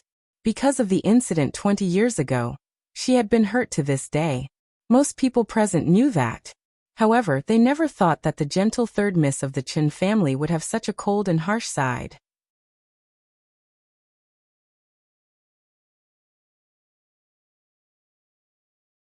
Chapter 591. Miaoyu. Several women of the Chun family who attended the banquet with her changed their expressions. They immediately came over and pulled her sleeves. The broken bracelet belonged to imperial concubine Cui. The evidence pointed to the wife of Earl Li. If she stood up for her now, she would offend imperial concubine Cui. The Chun family had been on the side of the king of Shu for a long time. Her current actions were likely to cause misunderstandings to imperial concubine Cui. Whether it is slander or not, the truth will be revealed after the palace guards investigate. Imperial concubine Cui's expression had returned to calmness, but everyone could hear the suppressed anger in her voice. She looked down at the broken bracelet on the ground. As the legitimate daughter of the Cui family and an imperial concubine in the palace, even though she had seen all kinds of treasures, the destruction of this jade bracelet still made her very sad. What's more, the woman was the wife of Earl Li of Chang'an. Naturally, she would not let it go so easily. The silver-haired woman turned her head and looked at Rui asking, "Are you all right?" "I'm fine." Rui smiled and said, "Thank you for just now." Imperial concubine Cui leaned over and said, "Why is the bracelet here? Did someone deliberately frame you? Rui looked at the maid who was covering her face. The maid's eyes were slightly averted. The sound of orderly footsteps came from outside the door. A group of Imperial Guards walked in quickly from outside. The leader of the Imperial Guards walked straight to Imperial Concubine Chui and said respectfully, "Greetings, Imperial Concubine." Imperial Concubine Chui said coldly, "Investigate carefully. I don't want to wrongly accuse anyone. You must find out who did it." "Yes." The leader of the Imperial Guards bowed and answered. I was just running over there and accidentally bumped into Madame Li. The bracelet fell out of her sleeve and broke." The maid recounted what had happened in front of the leader of the Imperial Guards. The Imperial Guards did not expect things to turn out like this. When someone passed the message just now, they just said that Imperial Concubine Chui lost the bracelet, and no one went out of the hall. As long as the palace maids or the harem maids searched everyone, it would be easy to find out who took Imperial Concubine Chui's bracelet. However, there was no need to investigate now. "Mrs. Li, is this true?" He looked at the woman standing there and asked. He was a little hesitant. Everyone had heard of the famous County Earl Li. He didn't even care about the King of Shu, and was favored by His Majesty. If this matter was not handled well, it would be a big deal. Rui pointed to the maid and said, "The bracelet fell out of her sleeve and fell to the ground." As soon as these words were spoken, there was silence in the hall. Even Imperial Concubine Chui had a stunned expression on her face. That maid was the personal maid of noble consort Chui. Could it be that this maid stole the bracelet and accidentally broke it, so she simply framed Madame Li? Or could it be that she was simply following someone's orders to frame him? The former was naturally impossible. How could a mere maidservant have such guts? Once she was found out, she would not be able to survive in the imperial harem.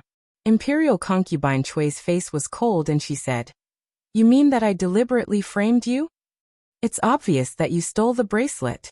How dare you frame Imperial Concubine Chui?" A woman in a palace dress walked out from behind Imperial Concubine Chui, pointed at Rui, and said sternly, "It's obvious that you stole the bracelet.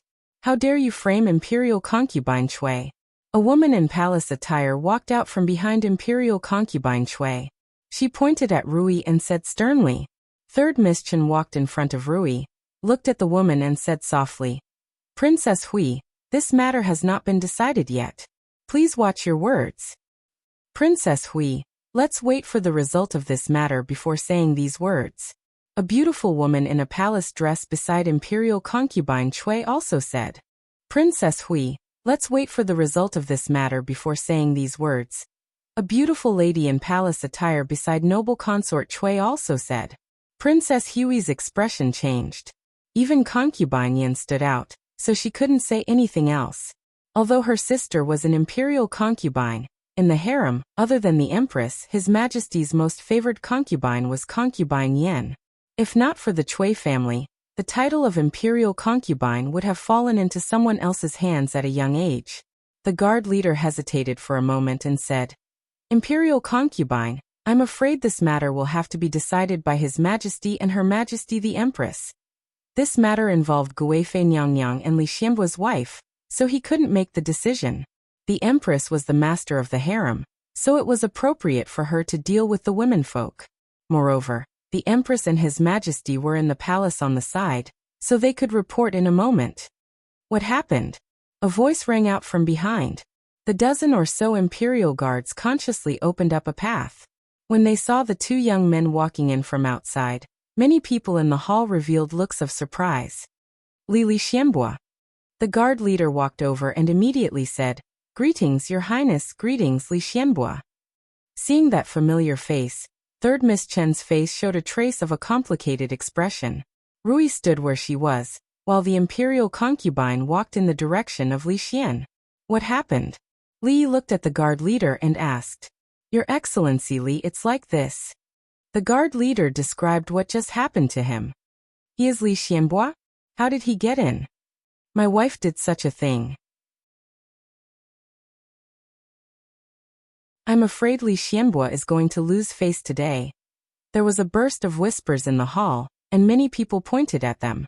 Concubine Chui looked at Li Yi with an unfathomable expression. I see. After hearing the guard leader's words, Li Yi nodded and walked in front of the maid. The maid raised her head and avoided his eyes. She didn't dare to look at him. Slap. Li Yi slapped the maid's face, looked at her and asked coldly, "Who gave you the courage?" The strength of this slap was much greater than the previous one. The maid stumbled and fell to the ground, a trace of blood flowing from the corner of her mouth. The slap was crisp, and then there was a long silence in the hall. Third Miss Chen's slap just now was because the maid was disrespectful to Countess Chen. Although her behavior was a bit extreme, even Concubine Chui couldn't say anything. But County Uncle Li slapped Concubine Chui fiercely in front of everyone. Didn't he look down on Concubine Chui? How dare you? How did you get in? After a long time, a sharp voice finally sounded. Concubine Hui pointed at Li Yi, and then pointed at the guards and said, "Is this a place where anyone can come in? Take him down quickly."